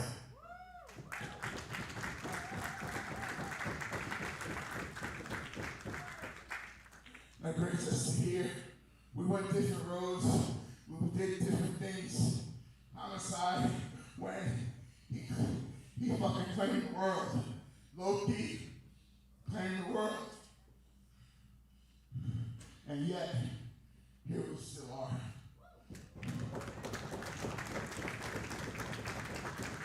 Homicide, I'll be in debt to you forever. We've had our ups and downs.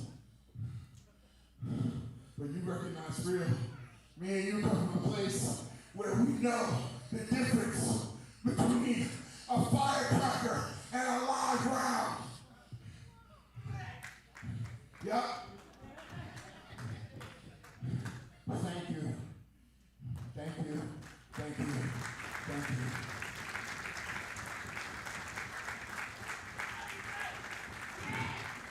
Along the way, man, we met guys. We met this crazy bunch of people called Pazuzu. Mike Drastic. Yeah, I know. That's Mike Santana. Ortiz. Pinky Sanchez. Chris Dickerson. Chocolate.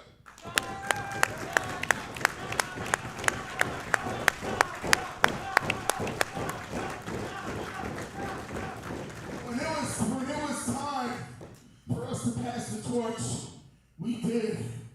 And we did it with integrity. We did it with class. And hey man, I love this business. I love wrestling more than it's loved me. And that's why I'm still doing this. That's why he's done this for so long. That's why that man right there gave his fucking life to this business.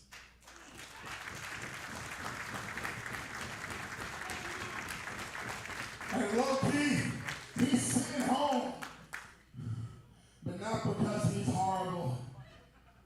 Because he's so fucking good and he knows it.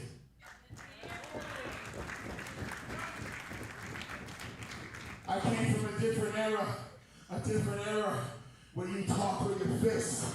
You led by example. Tough love was real. Darius, you know, we talk about this all the time. Tough love was real. Then we carried on to a young promotion that I knew nothing about, Beyond Wrestling. And when we got to Beyond, I was scared to death. I told Steve, they're not going to remember us, dude. We're going to go out there and we're going to hear crickets. No.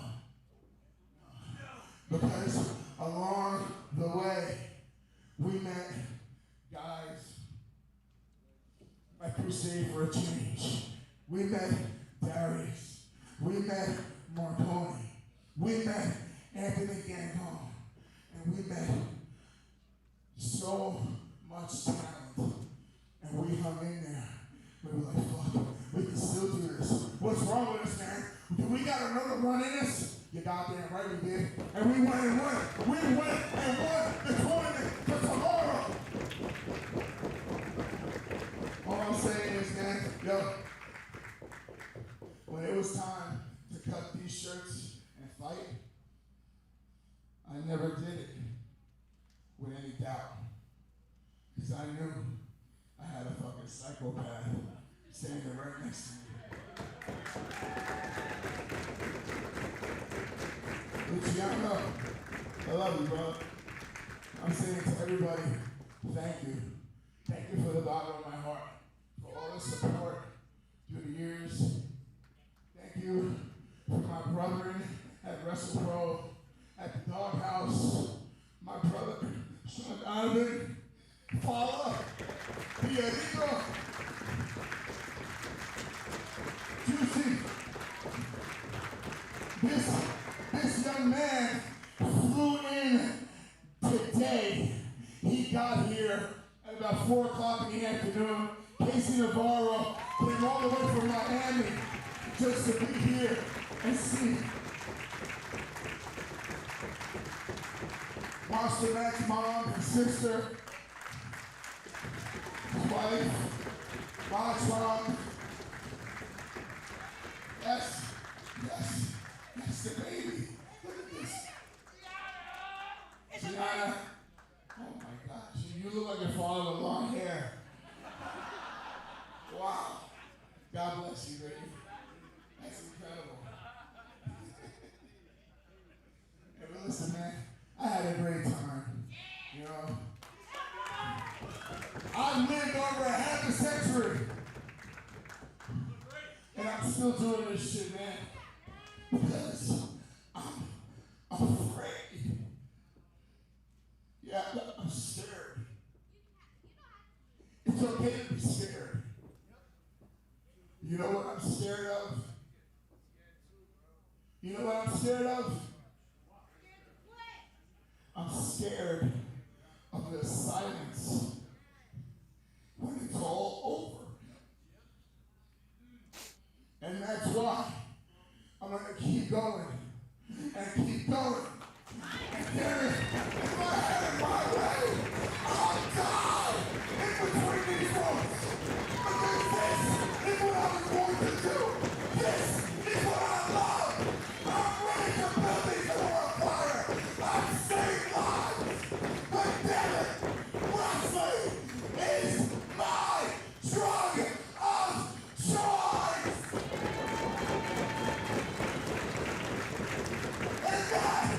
Say what the fuck you people want to say about me. That is real. I don't know any other way but to be real. I love each and every person who ever paid their hard-earned money to watch me perform in this ring. Thank you, everyone. I don't know when this train is going to stop, where it's going to end. But hell, let's have fun along the way.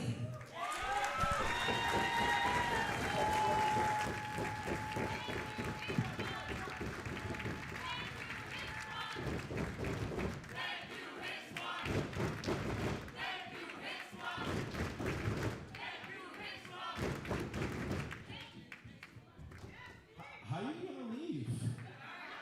Like, for real, where are you going? Come back.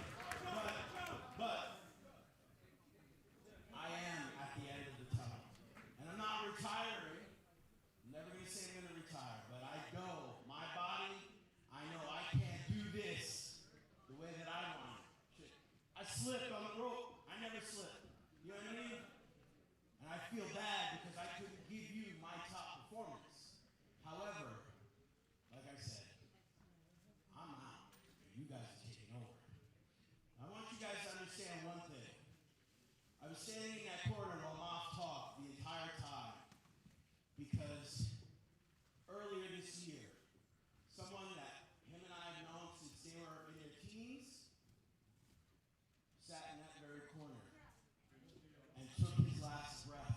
And I held him.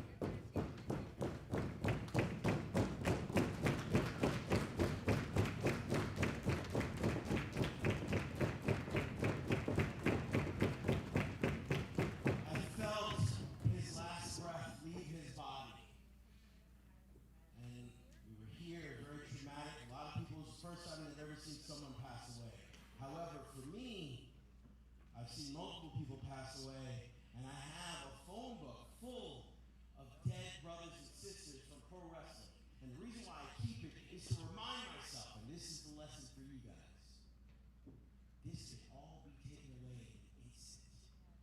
You never take for granted what you have, what the magic that's in this ring. There's something like about 8 billion people around the world. Even if there's 1 million wrestlers around the world, what's that percentage? That's not even a full percent, right? But we know what it's like to stand on that corner, hear the crowd boo us and cheer us, do all kinds of things where people think we're magicians, right? And in a second, it can all be taken away. So don't ever forget that. And I'm not trying to bring anybody down, but this is the reason why it's the last Hits-Rock match. I got my daughter over there, who I love more than life.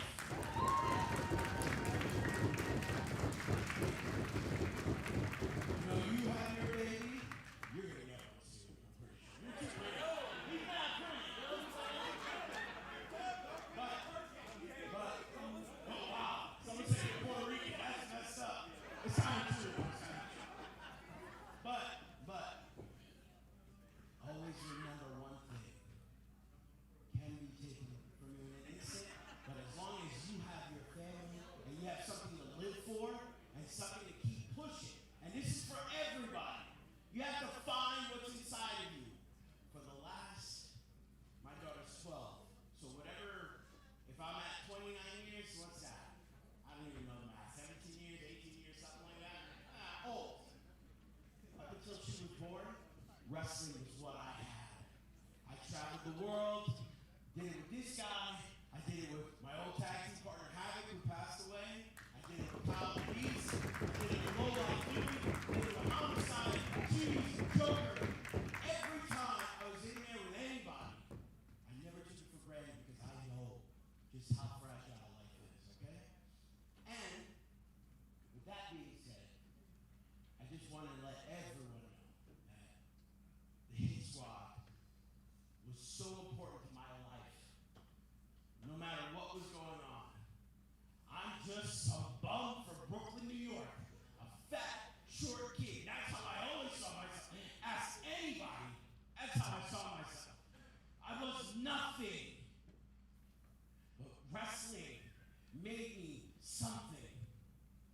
It took me from being a bum just riding around the streets, right?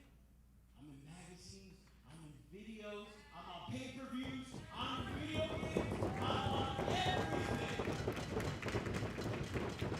Because of wrestling. Just like Mom said, he loves it, I love it. I'm grateful for Homicide, I'm grateful for Louie, everybody, Christian Street, my boy Guapo, that nobody knows except for me. But I'm grateful for those guys. And one thing, and it sucks, he's not here. I wish he was here. Because we started this together, right? But he's my brother. And I'll always love him no matter what. You know the respect he carries for this. We all carry. Now it's your turn to carry. Above the rest, Mom, everybody respect wrestling. Make sure you tell your people how you saw the last Hit Squad match at Respect Wrestling.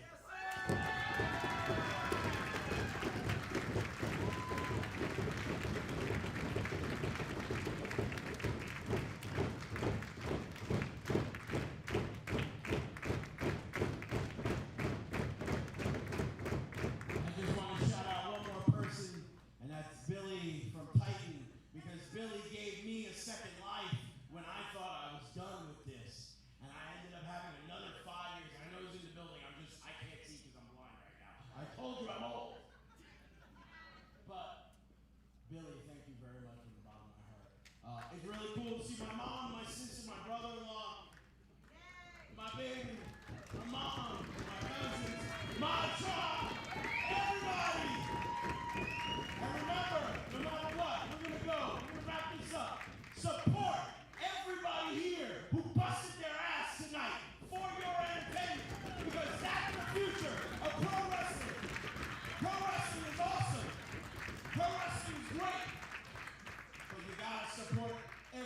right here and let them know.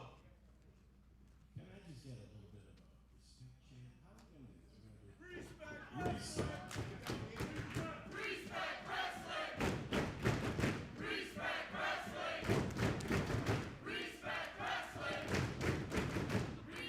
wrestling! And with that, we bring an end to a chapter, a historic chapter of the Hit Squad. And Moth, no matter what, I always got love for you.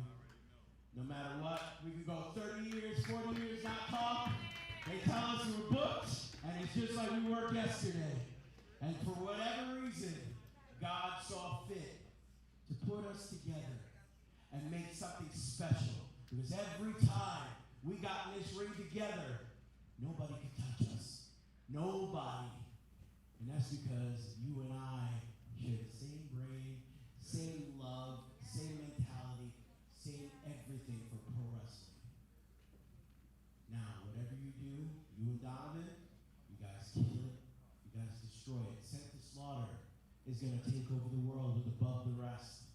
Get with them, fight them, show them, continue to show them. I'll be watching from the sidelines. And no matter what happens, if you really need Sent to Slaughter Squad to